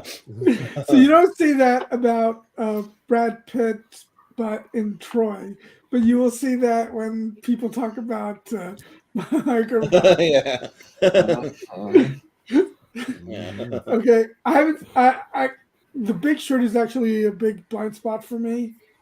That being said, I thought Body of Lies was brilliant, so I'm gonna go with The Big Short. Yeah. Yeah. All right, Big Short takes that one, and we got World War Z versus Burn After Reading. All right, and it's GPO. Dang. Always the ones I kind of want to hear other people's opinions because this is pretty even for me here. I have problems with both of these. I think Pitt's the best part of Burn After Reading. Actually, his character is quite fun. But I don't know. I don't really like Malkovich or some of the script. And World War Z also feels kind of incomplete, which it kind of was. I'm gonna give the slight edge to World War Z. Yeah. Jacob. I've seen bits and pieces of World War Z, but I've never actually seen the full movie. Yeah, Burn After Reading, not the greatest movie, but if we're going Leo versus Pitt, and Pitt's definitely the best part of it, and I enjoy his performance quite a lot, actually. So since I've seen the full movie and he's the best part of it, I'll go Burn After Reading. Yeah. I've only seen Burn After Reading once, saw it in the theater, and absolutely fucking hated that movie. Hated everything about it. I really, really hated it, and I have not gone back to it since. Yeah, I mean, Brad Pitt's mildly entertaining, but he's a side character. But then again, World War Z is like, I don't like what they did to the adaptation because the book is nothing like the movie. If they actually wanted to adapt it, they would do an anthology or a TV series where they actually do the different segments of the book and flesh those out, because they just completely just took the title because it was cool, and they did a generic zombie movie. So just because I didn't hate World War Z and I hate Bird After Reading, I'll go World War Z. Yeah. I watched the first 20 minutes of Burn After Reading, and then I shut it off. I'm like, this movie is boring as shit. Like, I cannot do this. No thanks. I'm good.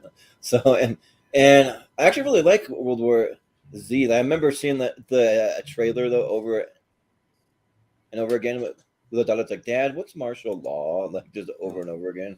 Keep saying that. But, and, like, I thought that, especially the second half, like, I really dug it when they finally get to like a CDC type place, and like it almost has vibes of like the like raptors in the kitchen from Jurassic Park in some ways, because like they're the zombies that are like in this quarantine place, and they have to get by without getting attacked. And these aren't any zombies that just walk around slowly; they run at you with like full speed. So yeah, they're like berserker zombies, and like really like what they like did with the zombies, kind of crawling on each other up to the helicopters, pulling the helicopters down, and like climbing over the walls and like Israel and all that stuff.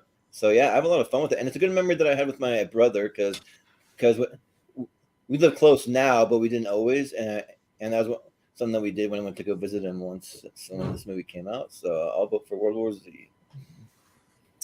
I'm Steven. Out of all the Coen Brothers movies that I've seen, Burn After Reading is easily my least favorite.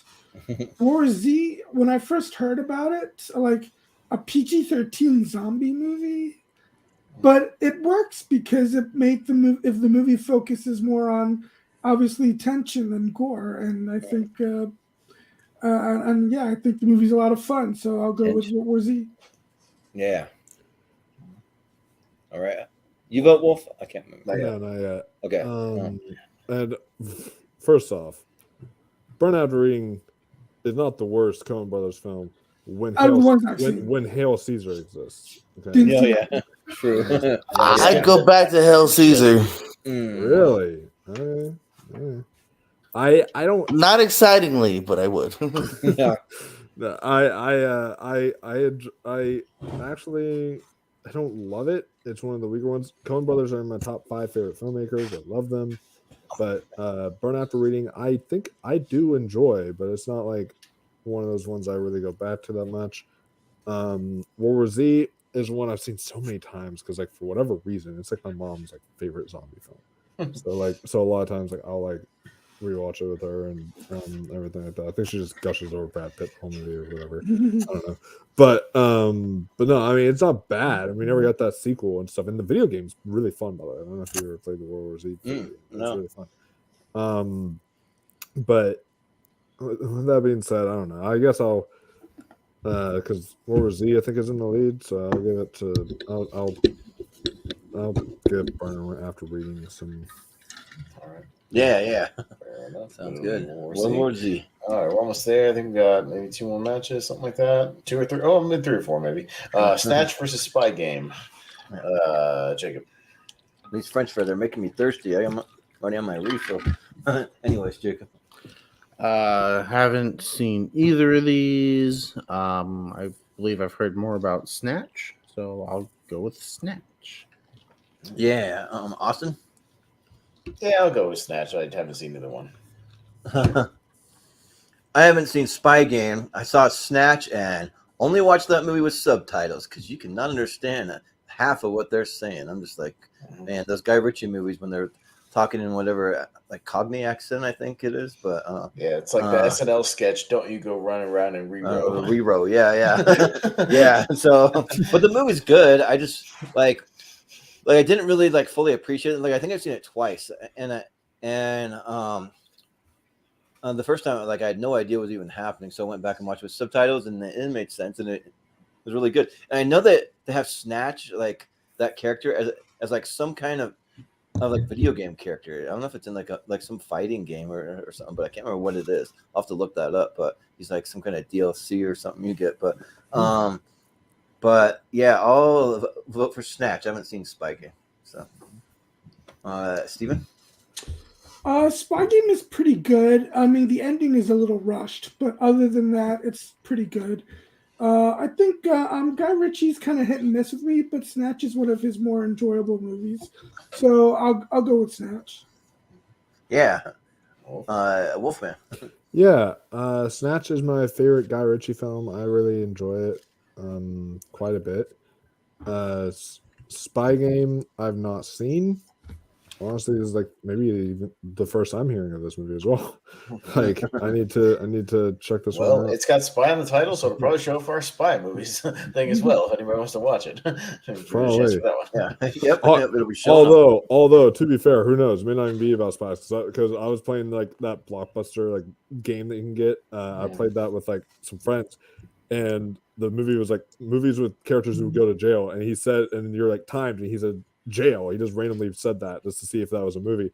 And apparently there's a movie called Jail, but the characters actually never went to jail. It was weird. It was like wow. Okay, so who knows? It could be called Spy Game, but maybe it's like spies and like maybe he's stalking. I don't know. I haven't seen it. Like it could be something else. I don't know if it's a spy movie or not. But Snatch is a good one. So yeah, I'll go with Snatch. So you haven't heard of a movie that not only stars Redford and Pitt, who was directed by Tony Scott? I may have heard of it, but I know I definitely. I didn't see it because it wasn't one of the Tony Scott Denzel joints. Yeah, which was every other Tony Scott movie. That's true. Tony Scott movies are kind of hit and miss too because like some of them are like kind of stylized. I don't know. He has a style. So. He doesn't go overboard really with his style until Man on Fire. Yeah, Man on Fire is where it gets me. And Domino. Yeah. JPO? I don't blame you too much, Wolfman, because I think I saw Spy Game and I don't even remember. It might have been something I rented like 20 years ago. But I definitely remember Snatch. I had a lot of fun with it. Again, kudos to Pitt for kind of taking a role like this. It's not very flashy. It's a fun little weird character piece, and he shines, man. Snatch. Yeah. Yeah. Snatch. All right. We got 7. So we can finish it. There it is. Versus Sleepers. Oh. All right. Me first. Yeah. I've been meaning to get to Sleepers. I didn't get a chance to get to it for this one. I wanted to. I just didn't have time. Maybe I'll get to it for our De Niro Pacino thing because he's in there.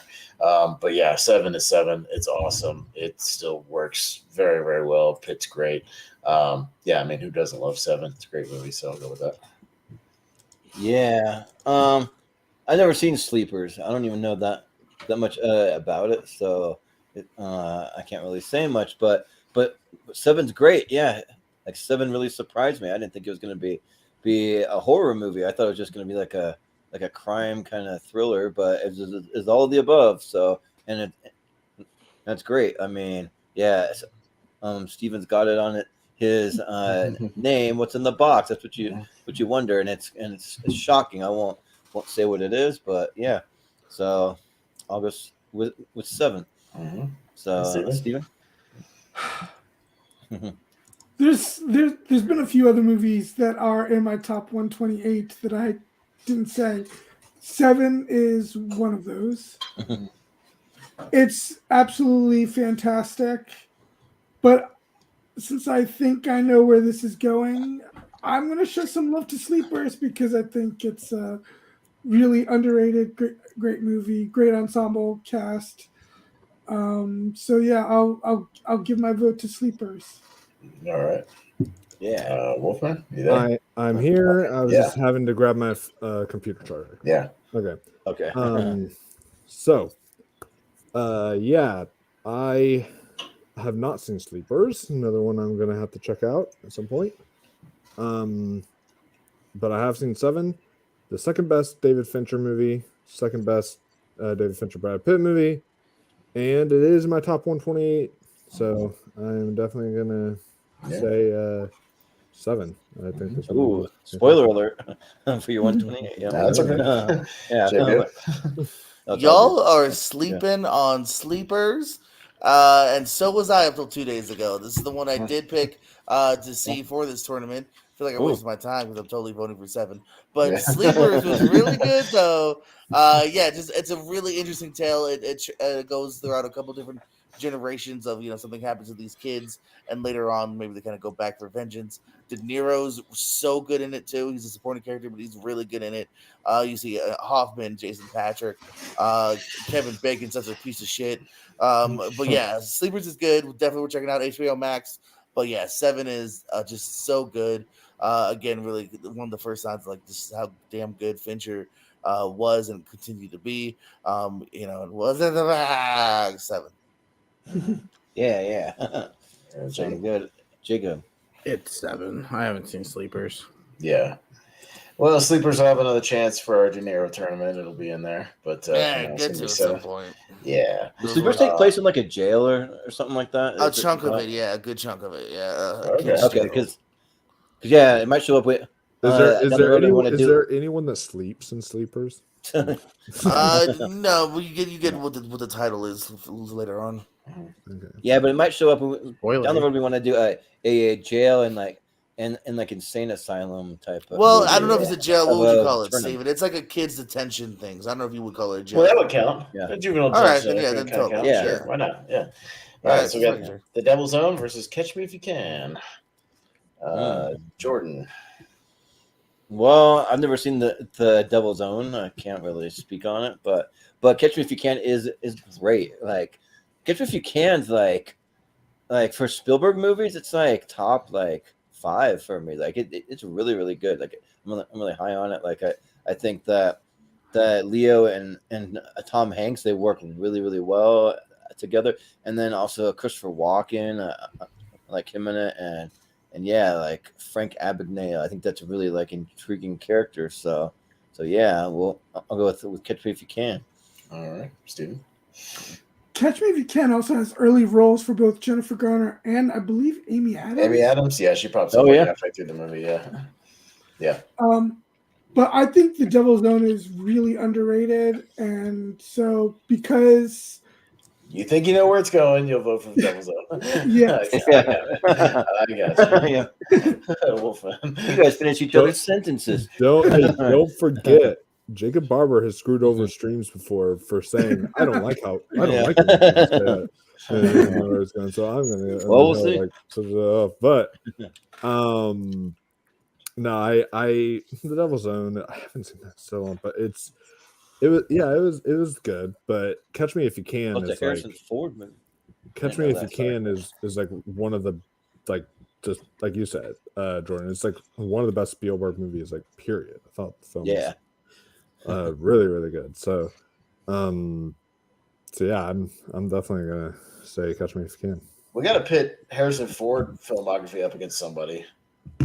Oh yeah. And then get Paul Preston and Adam Witt because they do that Ford Fiesta podcast. Yeah. And get them on the tournament. Yeah. see if they vote against him at all. Against somebody. Of the two older badasses, Liam Neeson and Harrison Ford. Yeah, but Liam Neeson's gonna have a lot of shitty movies in there. That wouldn't be fair. Maybe like Clint Eastwood. I don't know. No, we're already gonna have the Grumpy Old Man tournament. Tommy Lee Jones and Clint Eastwood. Oh yeah. Yeah. Are y'all gonna get off my lawn tournament? Are y'all gonna do De Niro versus Pacino, or have y'all? Yeah. Very soon, actually, probably the next month. It's great. You have to find someone who did it some adventure movies and some drama thriller movies. So that's why I think Liam Neeson is perfect. Counterpoint for him. GPO. Neeson. Devil's Own I also didn't see on anything streaming, so I could not get to it. And I love me some Catch Me If You Can. I'm with you, Jordan. That's probably honestly one of my top 5 Spielberg movies. I really do love it. It's one of the best uses of a PG-13 F word too. You guys already said some of the breakout performances that we've seen from actresses like Amy's that we'd love for later. Catch Me If You Can gets my vote. Yeah. Sounds good. Jacob. I don't like when people assume they know where the votes are going to go, so I'm going to go with the Devil's Own. Yeah. You didn't do it the last time I did that. Spiteful. But it doesn't matter because Catch Me If You Can's moving on. Because Catch Me If You Can is awesome. Which is why I felt okay doing it. Yeah. All right. Harrison Ford and Sean Connery? Yeah. Yeah, we could do that. Yeah, like one crossover movie, and you know they each like have done their share of like fantasy and sci-fi. And although Sean Connery has League of Extraordinary Gentlemen, so Harrison Ford's got some. Harrison Ford has Firewall. Yeah, that's I don't know why the first name I thought of was Jack Nicholson, or Harrison Ford versus Burt Reynolds. That could be one. Some suggestions were Ford versus Newman, but I think Newman would be better with Redford. Yeah, or I thought it'd be cool if he could go against Mark Hamill, but Mark Hamill doesn't have the filmography out. Yeah. All right. This is like pretentious matchup right here. Oh, yeah. Like, Oh my god. Steven's up first for Tree of Life versus Benjamin Button. Oh man, yeah. I didn't love Benjamin Button as much as Seven and Fight Club. I like it, but I didn't love it. So yeah, I'm going with the spoiler. Tree of Life is in my 128. Oh god. Oh god. Well, I got it. We got to do Harrison Ford versus Bruce Willis because they both have like a Die Hard on a he had Die Hard, then Die Hard on a plane with. Dude, Bruce Willis though is in a lot more shit than even he's got enough good though. Yeah, but we're not gonna. Yeah, but there's enough good. But if you only do theatrical, you're not gonna include all of his direct. Yeah. You know what I mean? That is true. He did enough good for enough long. Yeah. But you'll just include his theatrical shit, like A Good Day to Die Hard. And, you know, stuff like yeah. Anyways, let's wrap it. Let's tangent for another thing. Let's get back on track. Get back on track. Yeah. Go on. So I have to. Well, okay. Alien 3 is still David Fincher's worst, but then after that, Mank is his worst. I like Mank a little more than Benjamin Button. I thought Benjamin Button. It's not bad. I just think it's like it's got great performances and everything, but it's more just lower tier David Fincher for me. Tree of Life though might be Terrence Malick's like second best movie, right behind Thin Red Line. I think this movie is like excellent. And it may be in my 128. I don't know. I have to think about it. It's high up there, but yeah, I love it. So I'll definitely give it to Tree of Life. Well, JQ? Life, love, ocean, dinosaurs, anger, heart, love. That's Tree of Life. I'm gonna go for Curious Case of Benjamin Button. I knew it was gonna be something. Jacob? Yeah. Haven't seen either. Might go to the Tree of Life first, so I'll go with that one. Don't do that. No. Stop it. Don't do it. You don't want Jacob. No. Yeah, You're not my real dad. Fuck Tree of Life. That movie sucks. That's some boring ass pretentious shit. You want to talk about the most pretentious movie maybe ever made? That's Tree of Life. Like I hate that movie. Like I hated it. The only I don't like Terrence Malick either. I think the only one of his I've mildly enjoyed is Thin Red Line. Like that's the only one. So yeah, this was easily Benjamin Button, even though it's not amazing. I rewatched it and enjoyed it for what it was. So I think you'd like A Hidden Life. It is very slow. I ain't watching no more Terrence Malick. Fuck that shit. Nope. A Hidden Life kind of represents both the best and worst. Nope. Done with Malick. Nope.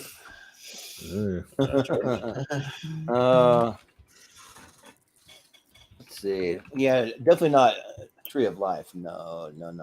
And like I was looking to see if there's anything from Terrence Malick that I like. Nope. I like The New World. You don't like Well, Thin New Red World Line? was kind of Thin Red Line. Okay, yeah. I never that saw one, yeah. But then I'm like seeing all the other ones. They're like the most pretentious stuff I've ever heard of. The New World and like I don't know, Voyage of Night, Time. Night Night are all of these? Cups. Night of Night Cups. Night of Cups is a chore to sit through. Yeah, Yeah. no thanks. Song Yeah, to Song easily as well, it's like, Benjamin Button. I just think this movie's way too long. But besides that, though, like I think that it's a really unique and interesting movie, and I do think that it's good. So yeah, I'll vote for Benjamin Button. Well, you don't have to worry, Jordan, because it's a tie. It goes to me, and bye-bye Tree of Life. Yeah. All right. A little worried All for a right. second. All right. Dang it! Why did That's the tiger odds? That would have been like That's a it. reaction. Sorry. Right. That's the way it lays. All right. So we are into our speed round now. Into the speeds, 10 seconds or less. I'm holding you to it. Make your choices, and let's see if Leo or Brad comes out on top, or both. If Once Upon a Time in Hollywood wins it, that's both. So that's the only chance there. Yeah. But yeah. Unless anyone wants to talk about Inception a little longer, because Everybody knows Inception. We all know Yeah. Inception. It's not like you have to talk about Inception. No, you don't have to. We just didn't go to, but yeah. All right, so we'll speed through this thing. Let's go Wolfman, True Romance, Gilbert, Grape. True Romance. Yeah. True Romance, okay. JPO. We're gonna go with True Romance. Yep.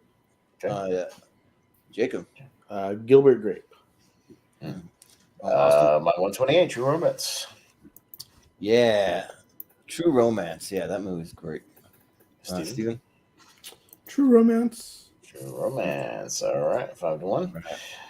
Okay, moving along. We've got Ad Astra versus Revolutionary Road. JPO. Ad Astra. Ad Astra. Okay. Jacob? Revolutionary Road. I'll go Revolutionary Road. It's underrated. Yeah. I really like Marriage Story. I haven't seen Revolutionary Road, and I fell asleep through half of Ad Astra, so I'll go Revolutionary Road. Sure. Steven? The one I've seen, Ad Astra. Yeah. Wolf? The one I've seen, Ad Astra. Oh, we have a tie, and it goes to Jordan. Oh, this is one that I could literally go either way. I kind of don't care that much. Story's better. So, Ad Astra. yeah, I'll flip flop it since I don't care. Ad Astra. Let's. Yeah, that was an easy event. All right. No California. That's a great movie. Yeah. California. Yeah, with the K. The K. Oh, Pitt. okay. Sure. Was it going to win? No. All right. 12 Monkeys versus the Mexican. Jacob. 12 Monkeys versus the Mexican sounds like Yeah. a terrible fight. Sounds like a good time in Tijuana. Yeah, I see that. This is one time with the monkeys in Mexico. Sounds like something underground. Yeah. This corner, we have 12 Monkeys. That was the pre-show for the main event was the donkey. All right. See them on the pre-show tomorrow for the Royal Rumble, where the 12 Monkeys will win. Yeah. Hey, you never know. They could Like Monkeys, I'm assuming. Yeah. Okay. I didn't hear a vote in there. I just heard chit chat. All right. 12 Monkeys. Yeah. I don't know. The Mexicans are pretty scrappy. I don't know against 12 Monkeys, but I think it's got to be 12 Monkeys. Yeah. Steven? Love the Mexican, but I gotta go 12 Monkeys. Yeah. Wolf. Now we probably jinxed it, and a Mexican will win the Royal Rumble. But I will go with the 12 Monkeys. Yeah. And no jokes, I don't get canceled. 12 Monkeys. Yeah. All right. You're Quick and the Dead versus Blood Diamond. I'm gonna go first. I'm actually gonna go with the underrated Sam Raimi movie. I'm gonna go Quick and the Dead. Yeah, Quick and the Dead is a lot of fun, and I wish I had seen more of Blood Diamond, so I'll vote for the Quick and the Dead. Steven?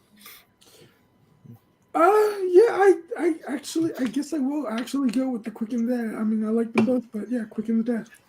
Yeah. Wolfman. because of how much I want to see Quick and the Dead. Like I've seen Blood Diamond and I still really like it, but I want to see Quick and the Dead like a lot. I will go with that. Yeah. GPO? I was gonna say Blood Diamond.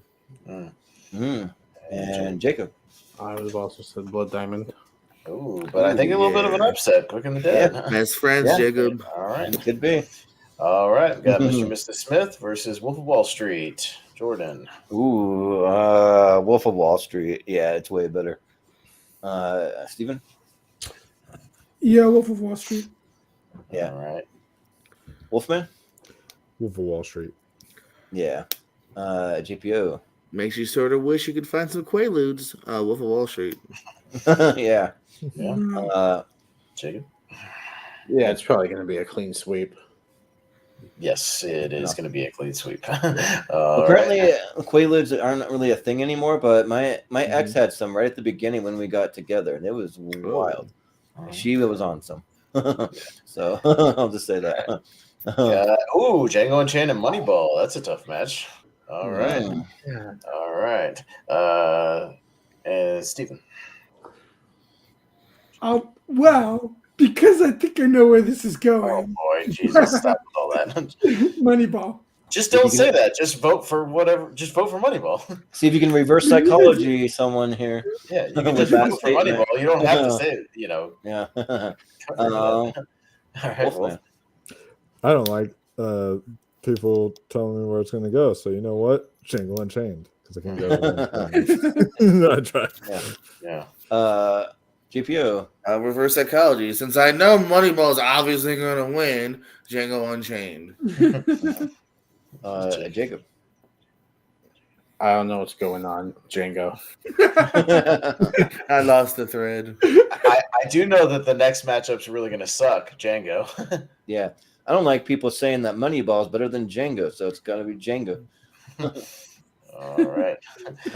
And we got Troy versus Gangs of New York. All right, Wolfman. Yeah, Gangs of New York. This would be a good real life matchup. These two. JPO. Oh yeah, sorry, JPO. He just voted. Same thing. Sorry, Same thing. Gangs of New York. Gangs of New York. All right, Jacob. Gangs of New York's already won a tournament. Let's go, Troy. Austin. I'm the only one who hardly ever votes for. I'm the only one who advocates for Troy, anyways. I'm gonna say Troy. Yeah, I'm not a big Troy fan. It's just like too long. I don't know. Like, if they would have made that movie 90 minutes, I probably would actually. You can't tell that story in 90 minutes, Jordan. How long is Gangs of New York?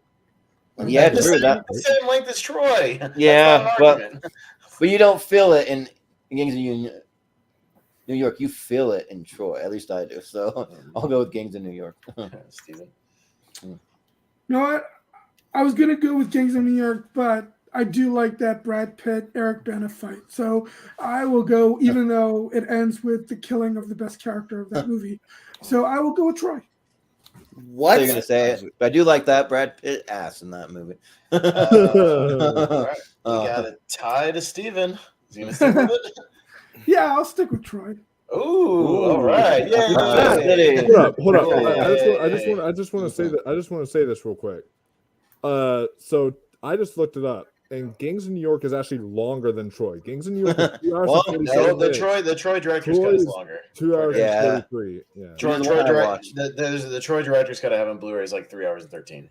Something like that. I don't think I ever saw the director's cut. Yeah, it's good. 12 Years a Slave versus The Aviator. Another strong match. JPO. Shit. Hold on. I'm taking my 10.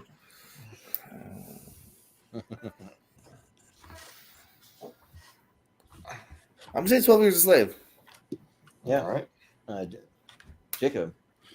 I'm sure this would be a tougher matchup if I had seen The Aviator, but I'm going to go 12 Years a Slave. Yeah, it would be. You're right. Yeah, 12 Years a Slave. I'm Jordan. Awesome. Yeah, I still haven't seen The Aviator, so 12 Years a Slave. Steven? Oh, I'm going to give a vote to The Aviator. Yeah. Wolf. I'm going to give the vote to the one I will actually rewatch because I'm never, ever probably going to rewatch 12 Years a Slave again. So, The Aviator. All right. Yeah. A little split, but it's going to be 12 years. I think that's it for that side. All right, so let's go to the other side, see what else makes our 16. And in there. All right. All right, here we go. We've got, I believe, Inglourious Bastards versus Titanic. All right, Jacob. Got to go with the one I've seen, Titanic. Titanic, okay. I'll go Titanic. Yeah. You put some Nazis or something on Titanic or spice it up a little bit, maybe I'll vote for it. But I got to go with Inglourious Bastards. Yeah. Historically Yeah. It'd be a better movie. So what? So is a lot of movies. Steven. Titanic. What the fuck is going on? No. Yeah. What the fuck is going on? Yeah, what is going on? Exactly. I'm with you. I thought this whole panel was like a Titanic is like 3 hours. Yeah, it is what I said. And now it's like, what the fuck? Okay. All right.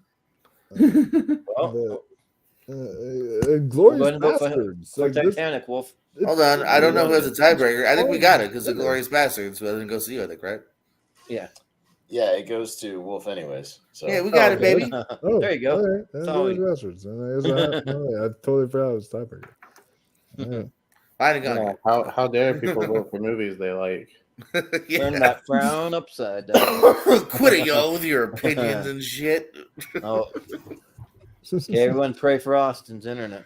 It's getting choppy again, so just be aware. I'll get back as soon as I can. It's starting to chop out on me, so choppy.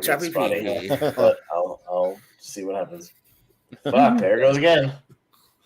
It's choppy again. God damn it. Fuck. Come on, router. I'm looking right at you. Stop it. Knock it off. You can do it. Yeah. All right. Thelma and Louise, Once Upon a Time. Who's first? Me. I guess I'll go Once Upon a Time on this one. Should we all vote for Thelma and Louise and see Wolfman implode? I'll vote for Once Upon a Time. I've never seen Thelma and Louise. Steven?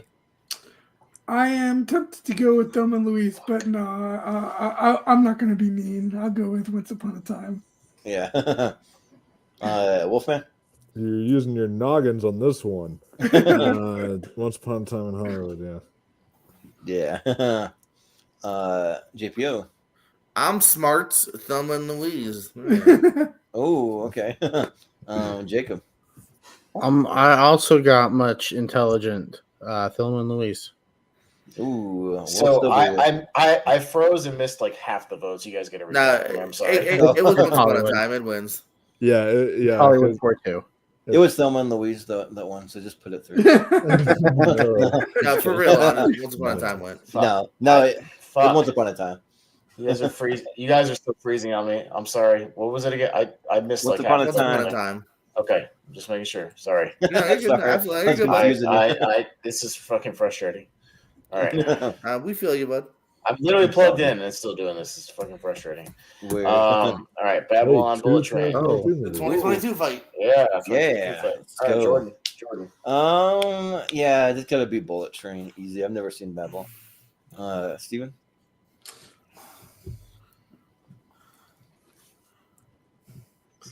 I'll go with Bullet Train. I mean, they both look. Even though I am a huge La La Land fan, but I'll go with Bullet Train. Yeah. And First Man too. First Man's great too. Yeah. Wolfman. I'll vote just by having the score. So Bullet Train. Yeah. Bullet Train? No. The Staying Alive in Japanese for Bullet Train. JPO. I really want to see Babylon, but I haven't. So Bullet Train. Yeah. Yeah, Jacob. Yeah, same reasoning. Bullet Train. Yeah. We're all missing out on a wild film. I'm not enthusiastic about it. I just one of those is I haven't been to the theaters much, so I want to. It could be different next What's year. funny? Any movie Chris Scott gives a 5 out of 5 plus, like he did with Babylon, makes me a little skeptical. Chris scares me. Steven, you're up first for Inception and Fury. I'm not as crazy about Inception as most people are, but I do think it's great, so I'll go with Inception. Wah, Inception. Wah. Wolf. Fury, a really good war movie versus Christopher Nolan's masterpiece. I'm going to go with Inception. Yeah. GPO? I'm gonna go against the grain for the moment. My first watch would say Inception. I would say upon kind of rewatches and longevity for me, I'm gonna go Fury. Yeah. Jacob? Inception. Yeah. I'm gonna champion the underdog here and go Fury. Yeah. Come on, Yeah, I just think that Inception's one of the best Chris Nolan movies. Inception. It's close. Damn it. You could have put it through, Jordan. You could have. Yeah, I know, but we could have had it. You could have had It's the best it. David Ayer movie. But you can't. Well, vote it was against close Inception. though. Yeah. That Yeah, means a lot less true. because David Ayer's It not could be- always good. All right, Fight Club Yeah. versus The Departed. This is gonna get interesting. Auga. Ooh. All right, Wolf. I can't say it, so I'll show it. Mhm. Yeah. Got it. All right, JPO. I don't know where my Departed DVD is. Departed. Yeah. Jacob. Yeah. Closest one so far, but barely The Departed. Not as close as you might think for me. I'll go Fight Club. Yeah. Can't say it. So. All right, Steven. Departed. Ooh, it's high. Goes to JPO. Hey, you cocksuckers, Departed. Oh, you could have been fun. You could have been a fun shit. human being and switch things around, dude. Damn. Yeah, I did it once. I do love Fight Club though, so I wouldn't have been upset. One of Wolf's favorite movies of all time goes out.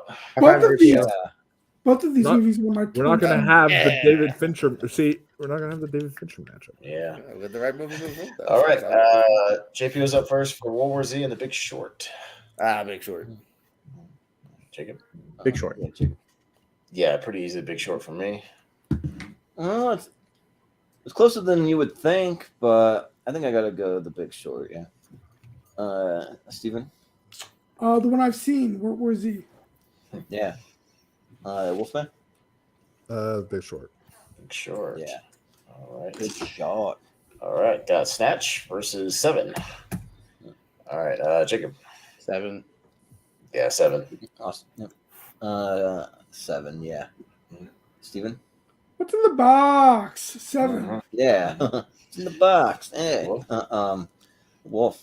The other movie of Brad Pitt's with the word 7 in it. 7. Yeah. GPO. That's his character in Snatch saying I vote for 7. Yeah. Yeah. Well, we're not going to get the 7 Years in Tibet versus 7. Yeah. Sadly. All right. What's the last one on this side? We got Catch Me If You Can versus Benjamin Button. Me, Catch Me If You Can. Yeah, it's Catch Me If You Can. Easy. Steven? Catch Me If You Can. Yep. Wolf. You know what? Spiteful for Tree of Life. Benjamin Button. Ooh, okay. Yeah, good luck with that. Yeah. JPO. Catch Me If You Can. Jacob? Catch Me If You Can. Yeah, Catch Me If You Can. Yeah. All right. So we've got the next round will be our Elite 8 in the poll. So we'll see how many Brads and how many Leos will make the Elite 8. Yeah. All right. We'll see if it's That's a better filmography, The according fact to that us. like Fight Club isn't going to be in the Elite 8. Oh my Yeah, God. that's The kind of randomizer. Can't handle that. Yeah, that's the random. All right. So Jordan, you're up first for True Romance at Astra. Oh, that's easy. A True Romance. Yeah. Steven? I might be the lone vote for it, but at Astra. Yeah. Wolf? True Romance. Yeah. JPU? True Romance. Jacob? True Romance. I'll follow the crowd.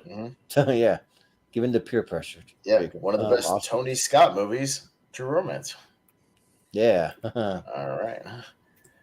True Romance. Tony Scott, and it's written by Tarantino. Tarantino, right? yep. Yeah, Yep. Okay.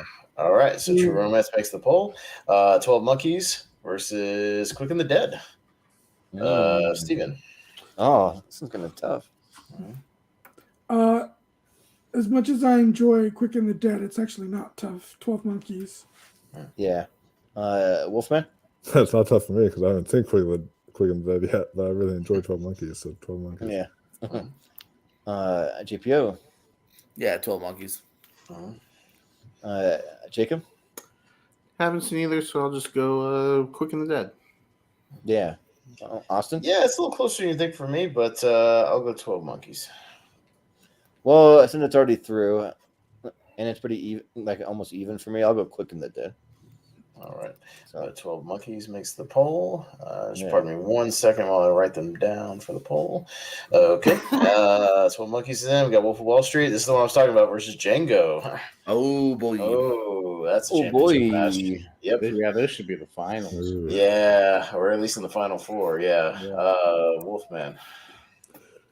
God, so one of these aren't going to make it in the elite? Yeah. Oh, jeez. Okay. And that makes me feel a little better, but it still sucks. Still sucks, but it makes me feel a little better. I mean, we're guaranteed to get a Leo movie because they're both Leo movies, but yeah. But two of his better ones. Oh God, Django, I guess. All right. Yeah. GPO. GPO. I'm going to even it up for now with Wall Street. Yeah. Jacob. Django.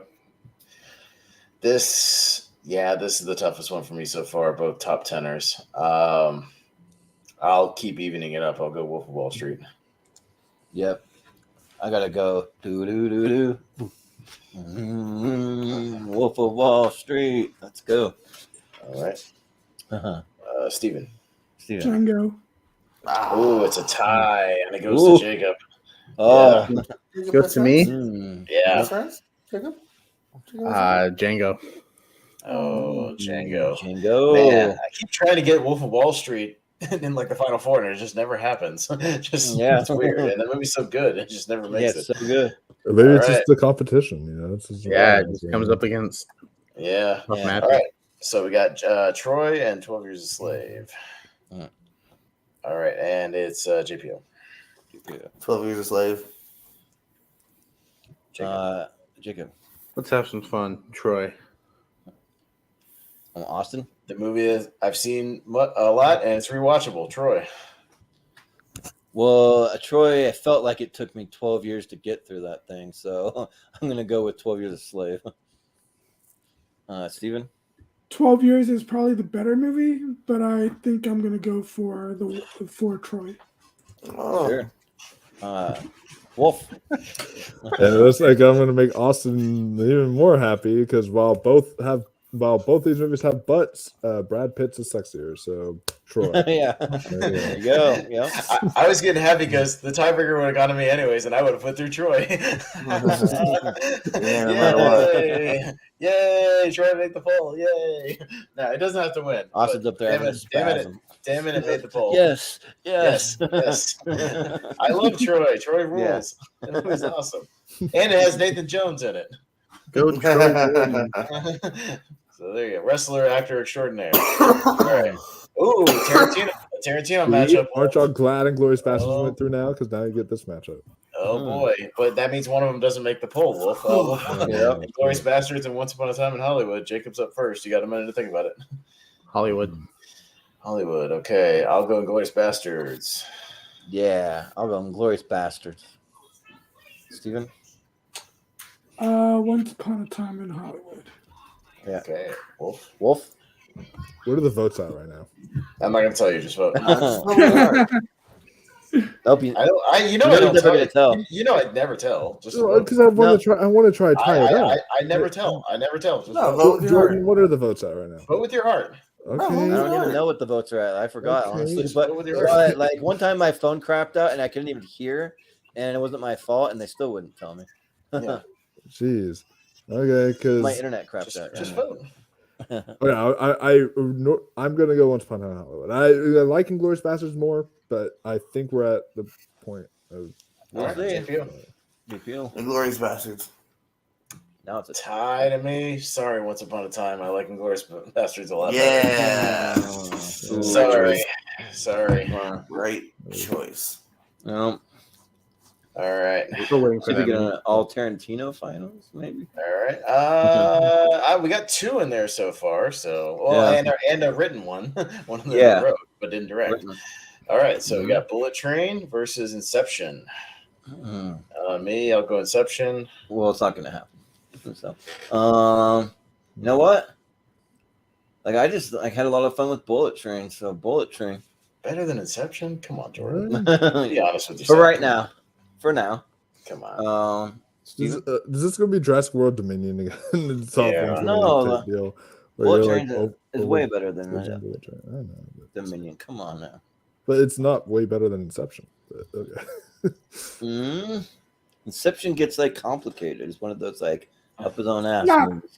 It's not that complicated. That's not complicated. It's very easy to a dream within a dream within a dream within a dream. I watched this with my mom on a rewatch, and she understood every bit of it. It wasn't that difficult. Yeah, I understood it, but I was with. I went to go see it. I was dating someone who didn't understand a thing that happened and hated the movie because of it. So. It's not like Tenet. Okay, that is a movie that's up its own ass. It does similar time things. I would say that. Yeah, Tenet I didn't understand much, but so I'm gonna go with Inception. Yeah. I'm also gonna go with Inception. GPO. All right, what are we voting for? You forgot. Inception. Inception. There you go. Yeah. Inception, the insect movie. That should count as 2 votes. Yeah. All right, Jacob. Yeah, I also really enjoy Bullet Train, but Inception. All right, Inception. Okay. And all right. I was scared for a second there. Like I was scared. Like, oh my god. I was like, oh my god. All right. Oh, this is a tough one for me. Departed and Big Short.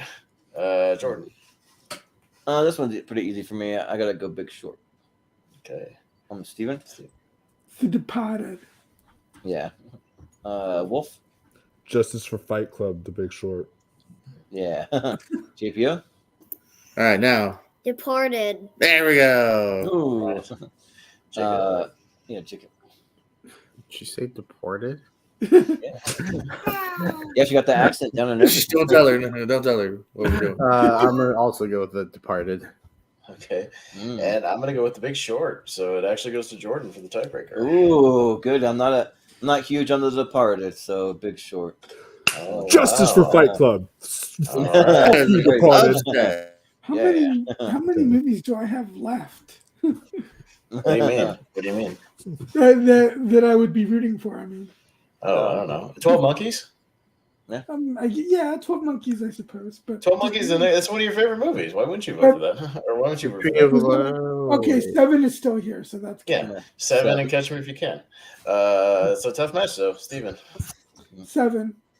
Okay. Wolf?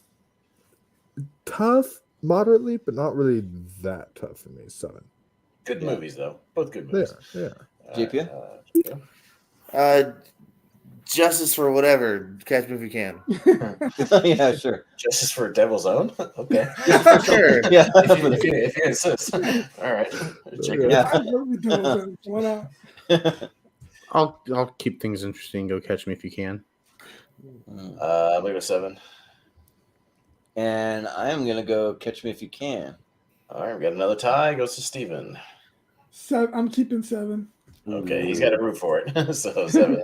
Sure. Okay, all right. Just to recap for our 8, let's see how many Brads and how many Leos. Let's see. That's Brad. Leo 4-1. Leo 2. Brad. Oh, 6-2. Brad over Leo. That's surprising. That's very surprising. I was trying to get some Leo in there, but Leo only has Inception and Django. That's it. And the poll, everything else is a Brad Pitt joint. I wouldn't have predicted that, honestly. I wouldn't have predicted that had we started with this. So well, maybe because we're living in a freaking thing where Bullet Train beat Revenant or something. Yeah. Yes. Yeah, shit like that. Where Revenant definitely should have won over there for sure. Revenant gets boring at times. I think the Departed should definitely be here, but All right, so let's wind it down. We're in our Elite Eight, going to the Final Four. Wolfman, 12 Monkeys, True Romance. 12 Monkeys, I think. Yes. Okay. JPO. 12 Monkeys. Jacob. Yeah. True Romance. I'm going to go True Romance. And I got to go True Romance. Steven. 12 Monkeys. Oh, another tie. I'm going to have a lot of these. Wolfman tie. Ooh. You know what? I'll shake things up a bit. I might like 12 Monkeys better, but why not? We get another Tarantino with True Romance. Yeah. So True Romance. All right, into the four. It would have been so funny and so great if it was 12 Monkeys versus 7, since they both came out in 95. Yeah. Yeah. Or 12 right. Monkeys versus 12 Years a Slave. Yeah. Got 12. Django Unchained versus Troy. All right, JPO. Django Unchained. Okay. Jacob. You had a nice run, Troy. Django. Yeah. Austin? No, I'm legit voting for Django. Also, because Leo needs to be in the Final Four, so Django. Yeah. There's a lot of Pitt in here, so I feel like we need to get Leo at least into the Final Four. Yeah. I'm voted for Troy this whole time, and it's not going to happen now. So, Django. You never have voted for Troy the whole time. Steven. Honestly, I actually do enjoy Troy a little bit more, so I'll go with Troy. Wolf. Django Unchained. Yeah. All right. Can be a little Django. So we got Leo. Leo's into the four. Along with Then we've got another Tarantino versus Tarantino. That's why I did that. Yeah. So we got Tarantino versus Christopher Nolan, but it's legitimately Brad versus Leo, Inception and Inglourious Bastards. Jacob. Inception. Okay. Yeah, I'll go Inception. I'll go. Ooh, yeah, this one's tough. I think I gotta go with Bastards in this. Steven? Not that tough for me, actually. Inception. Yeah. Wolf? Both are in my top 64, but there is one that's higher in my top 64, and that's actually Inception. Damn. JPO. I was with you, Jordan. I'd say Bastards. Yeah. You almost had it. Well, Leo's making a comeback because he's got 2 in the Final Four now. So yeah, there you go. He's making a strong rally here. And we got the Big Short, because this was going to be all Brad Pitt, I think. Big Short. Yeah. So first, I'll go 7. Yeah, I don't know. I've just been an Adam McKay fan recently, so Big Short. But you don't like Vice or Don't Look Up that much. No, I actually really like Don't Look Up. Yeah, I had good things to say. Vice, I don't love, but I like. So. Steven? 7. Okay. Wolf? Well, if you like that, then you probably should watch Succession, because it feels a lot like Adam McKay type thing. And it's produced. I've never seen any of that. It's produced by him, and the first episode is like directed by him, I believe. That's cool. But yeah, when I'm thinking about this, this is easy for me. It's 7. All right. JPO? 7. All right, and Jacob. 7. 7. All right, 7's in there. So we legit have 2 Brads, 2 Leos. So, and on each side we have Brad versus Leo on both sides. So yeah, there you go. All right, so it evened out, and they're all really good movies. I love all these movies. So yeah, this is and you still have a Tarantino versus Tarantino. Technically, just written, not directed versus written and directed. So we're gonna start with that. True Romance, Django with Jordan Anderson. Oh man, frick.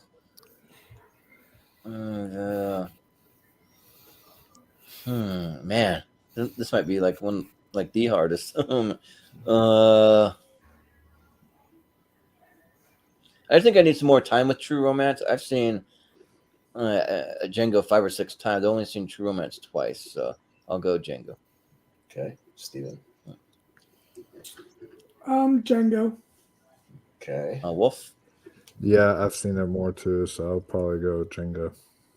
Yeah. JPO. Django. Yeah. Jacob. Jacob. Django.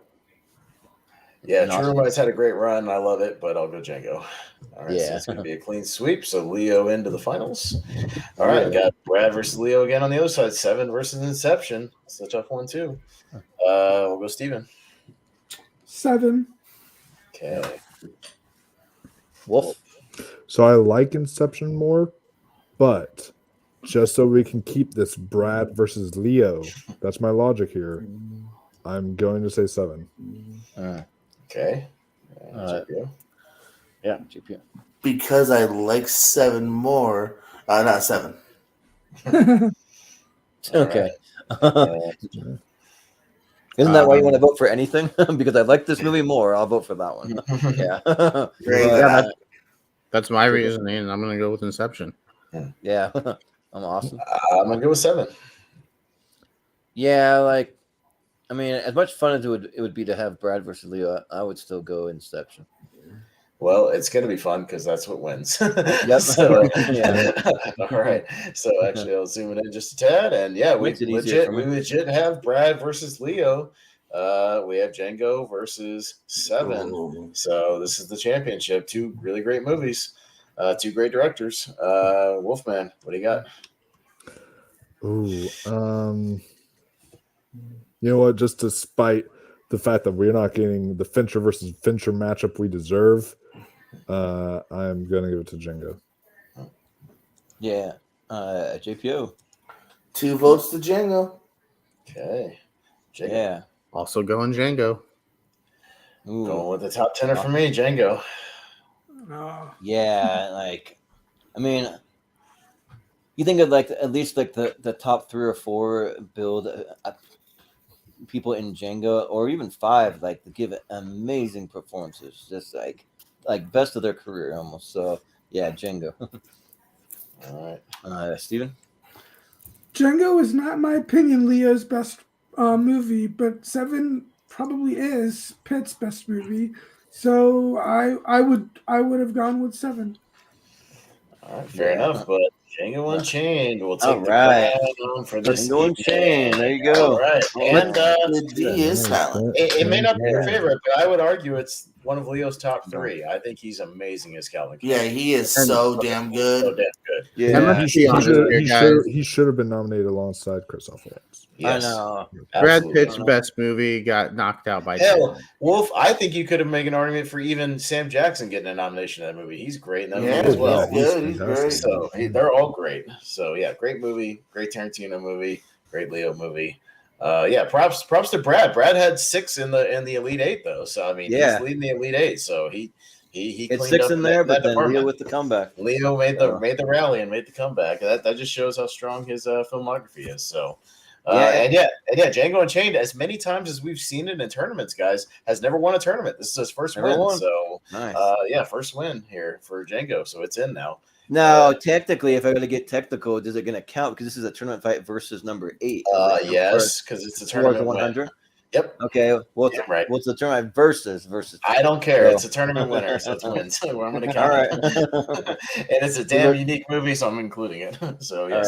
All right. Yeah, sure. Yeah. But like, how many of you guys would have thought though that the Django Unchained out of Brad versus Leo would be the winner overall? Is that No, I'll tell you why it doesn't surprise me, because Django always does well in our tournaments. It's one of those ones that shows up all the time, does very well. It's a damn fine movie. None of these final 4 would surprise me. And it's the one I was told for going into this time, right? You said this is It's never won. Yeah, it's first win. Yeah. So, I'm pretty sure we've actually seen Django in a couple of Final Fours and even championship matches. It's just never won. So it's always a strong contender, much like we always see, Pulp Fiction or Back to the Future. It's always a strong finisher. So I'm not surprised actually at all.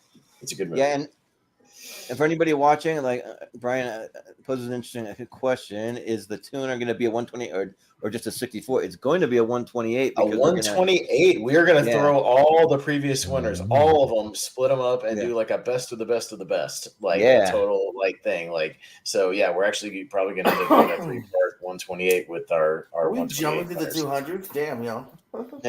Yeah, but that's it'll be a while though. We still have like a year, but probably before we get there. Yeah, that won't be till probably like middle of like 2024. Yeah, it'll be a while because I've only got Django Unchained is number 79 on the master list, so we've got a while to get to. I love Brian. Brian asked me something similar recently. I was like, dude, that is months away, man. I don't know. Who knows? Yeah, we'll get there eventually, but it'll be a ways off. We got a lot of the tournaments to go, a lot of movies to talk about. But we've had these interesting tournaments where it's not really planned that way, but tournaments where there's a lot of non-previous winners in there. So we've had good chances of getting some fresh winners just naturally, not like forcing it, but just naturally. So it's been good because the only one in here was Gangs of New York. So there you go. Yeah.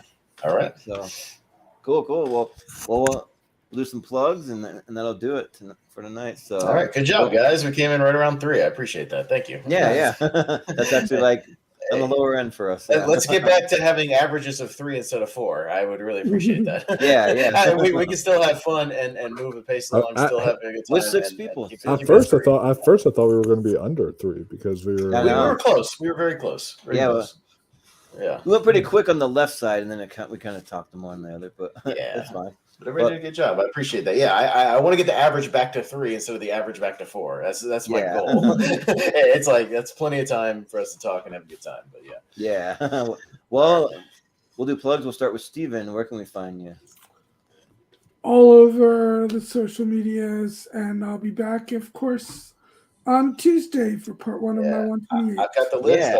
I'll probably end up making both or all 3 of the brackets probably at some point, or not the 3, the 2 brackets I should make the 264s. So I got to make those brackets this weekend, probably Sunday. Yeah, so that'll be fun. So looking forward to that one. So cool. And Wolf, where can we find you? You can find me in my room watching my second favorite movie of all time in sadness that it didn't make it into the championship. But you can also darkness, my old friend. You should watch Django because it won. But I should, but that's what I plan on doing. Yeah, there you go. But then at the same time, I'm like, justice for Fight Club. So yeah, but no, that, and I haven't seen it since like. Well, we were just had last year. I said since last year, but we were just in last year, so I guess it doesn't really count too much. But you can find me on YouTube. Mega Movies. This weekend is pretty stat because I've got Austin coming on tomorrow night. It's the channel tomorrow night for probably my most anticipated drinking game yet because of the movie, which is the Bye Bye Man. We are going to be doing a drinking game. We went with a bad January horror movie, and kind of the Bye Bye Man really is the epitome of like what a bad January horror movie looks like. Is called PG-13. It's got everything. It's got everything. It's a bad January horror movie. Yeah, man, I still have to rewatch it. I haven't watched it. I gotta watch it when I get home from work tomorrow, so I can be ready for the stream. But I'll probably since I'll have my day off, since tomorrow's my day off, I'll probably like watch it early when I wake up tomorrow, and wreck my morning. Yeah, right. But twice in one day, that's gonna be brutal. God, yeah. But then after that on Sunday, Malcolm invited the Wolfman on to a Rankum talking about the movies featuring werewolves. So it wouldn't be the same. Oh, there you go. Point of order. Cabin in the Woods features a werewolf. Vote for it. All right. Anyways. Yes, it does. Technically, actually. Very briefly. Well, no, Malcolm was pretty surprised about which one won the actual tournament. He didn't think werewolves would win, but it did. So there you go. Yeah, it won the voting. So yeah. Well, of course you had to be on that one. Yeah, that makes sense. Yeah.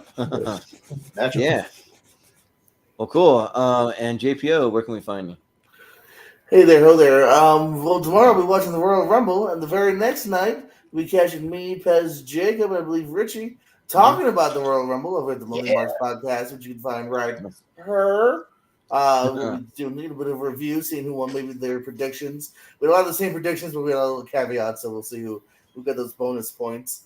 As for me personally, I also got the Pierce Code channel, starting up that tournament here for movie trivia. Jordan just appeared recently on that. Doing also countdowns. Pez will be on the countdown this week. We're talking M. Night Shyamalan Ding Dong. Going to rank his films, except for that Rosie O'Donnell movie no one's seen. And then Pierce Wrestling. You know, Rosie O'Donnell movie? His first movie, yeah. It's like a actually, his religious first movie is called Praying with Anger. Shut up. We know it is. Yeah, fine. Okay. Look, his second movie. Those two movies are not going to make my top 10 anyway, so it doesn't matter. Man, you should have Chris Scott on that. He absolutely hates every M. Night Shyamalan movie ever made. So then why would we have him on there if he hates it? Because it'd be fun. I was going to say, put him on. Put him on. If he's free Wednesday, man. If he's seen them all, why not? Yeah. See what he hates the least. Yeah, right. I like some of his movies, so I'm fine with doing a ranking. Yeah, no, he's another director that runs the gamut of great, mediocre, and the shit. So it'll be interesting. We'll see if we agree on what's the shits and what's the greats, or not, which is even funner sometimes. Yeah, I said funner; it's a word. And then Pierce Wrestling Channel, wrestling trivia over there. We got exclusive interviews, exclusive matches that'll be dropping. So yeah, nice.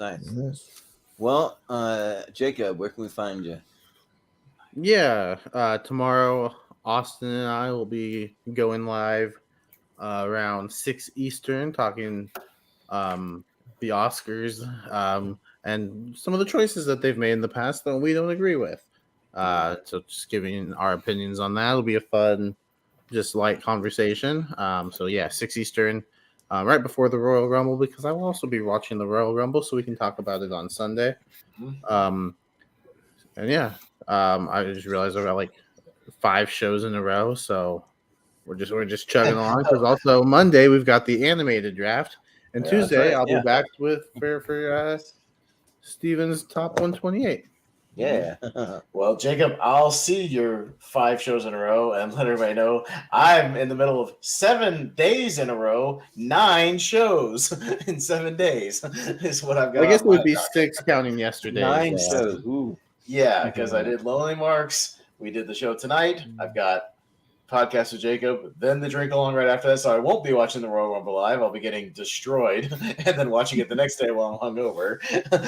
And then I have Lonely Marks, the animated draft, Steven Shepard's tournament, and then Henry's versus trivia, followed by JPO's top 10 Shyamalans. 1 day off, and then right back to the Family Feud tournament. So I am a busy man, and so if I get cranky at the end of these shows and wanted to go faster, that's why.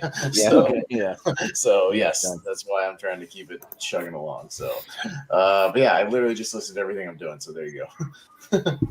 Well, I have an unexpected day off tomorrow where I don't have much going on, so I didn't think it would go this way, but I'll probably watch You People followed by the Royal Rumble, so that'll be... Well, while you're watching the Royal Rumble, make your nominations for your animated draft while you're doing that. There you go. Oh, yeah. That'll be like a perfect time to do it. I made that list today. Perfect time to do it, so jot that down while you're watching the Rumble. That'd be good. Yeah, and then probably at some point I'll have to rewatch like some of the National Lampoon's Vacation movies because I'm going to be on Moose and Benny's channel. But we're filming. It's not going to air on Sunday, but I am filming it on Sunday morning at like 9 a.m. Eastern. So that'll be 10 my time. But we're going to do a National Lampoon's Vacation movie focusing on Christmas Vacation. But I think he's going to throw some other movies into like The Wheel Around or something like that. So yeah. But yeah. So all that, and then you can just find us all over this. Social media at Movie Hero 2121. You can find me on Instagram at Jordan83616. Then you can find us over in the Schmodown Friends and Family group, which hopefully in the next day or two we'll have a poll over there. If you're way too busy, Austin, I can do some of those polls for you, but just depends how busy you are. So, but yeah, and then let's see. So, I want to shout out the Patreon because that is something that else I'm going to be doing. I'm going to be finalizing everything for my trivia show coming up. I'm going to make the intro, the logo, all that stuff, and I'm gonna be doing that this weekend because I wanted to like maybe try to get it out a little earlier because I already have all my movie clips pulled. Just it's gonna be a trivia show that's called The Seen and Heard. That was gonna be called, and it's gonna involve clips from movies and then clips from movies scores and soundtracks, and then a bonus round, which I won't say what it is, but it'll be a fun little bonus round too. So yeah, that'll be happening soon, within about a week and a half, hopefully. So yeah, and I'll have some of you guys on for the first one because the first one's going to be a test run. It'll air on the Patreon. So if you go to patreon.com/moviehero, you can watch it there. Anyone's eligible to be on it, but you have to be a member of the Patreon to watch it. And the first one will definitely be a test run just to make sure the format works and get any kinks out and all that stuff. So yeah, I want to have some regulars on for that one in particular. But and then let's see. Also, if you go there to our Patreon, you can find our draft on Monday. That's going to be on the Patreon. So you got to be a member of the Patreon to watch our animated TV show episode, and then it would be an like episode of a podcast league now, just featuring our draft. So yeah, that'll be live on the Patreon. That one will go live, and then I'll be doing some gaming streams and some snack heroes. The gaming stream has been put on hold for now until I finish my trivia stuff. I want to put a little more focus on that. I'll get back to that later. But and then some snack heroes. And the next day, I'm going to try to do a snack hero tomorrow, actually, since I got a day off. So we'll see. You might see me on the channel at a random time. So that's why you want to be subscribed to the channel, hit the little bell, follow our socials, all of that. But and then a preview of what we have coming up for tournament fights and tier ranker. So we already mentioned Steven's Top 128 Part 1 on Tuesday. Then we have the Family Feud match, Martin Sheen versus Charlie Sheen versus Emilio Estevez in a three-way versus match. Then we're going to be jumping into our best movies of 2015. So we got that one. It'll be a three-part series. And then we're going to be doing best spy movies. Then we're going to be getting into Malcolm Lay's 128 Part 1. We also have De Niro versus Pacino coming up. And then we're going to get back into some more of our best animated tier rankers series. So we got 2017 until now will be the next part of that. And then just one bonus one. We have movies set in the winter time, excluding Christmas movies. No Christmas movies, but anything else that's set in the winter time will be fair game. So yeah. So that's a little extended preview of what we have coming up. So, but I think that'll do it for us tonight. So thanks again, guys. That was a fun time. We'll see what people have to say when we put the poll out. So, but for Steven, for the Wolfman, for JPO, for Jacob, for Austin Pez, I've been Jordan, the movie hero Anderson, and we will see you next time.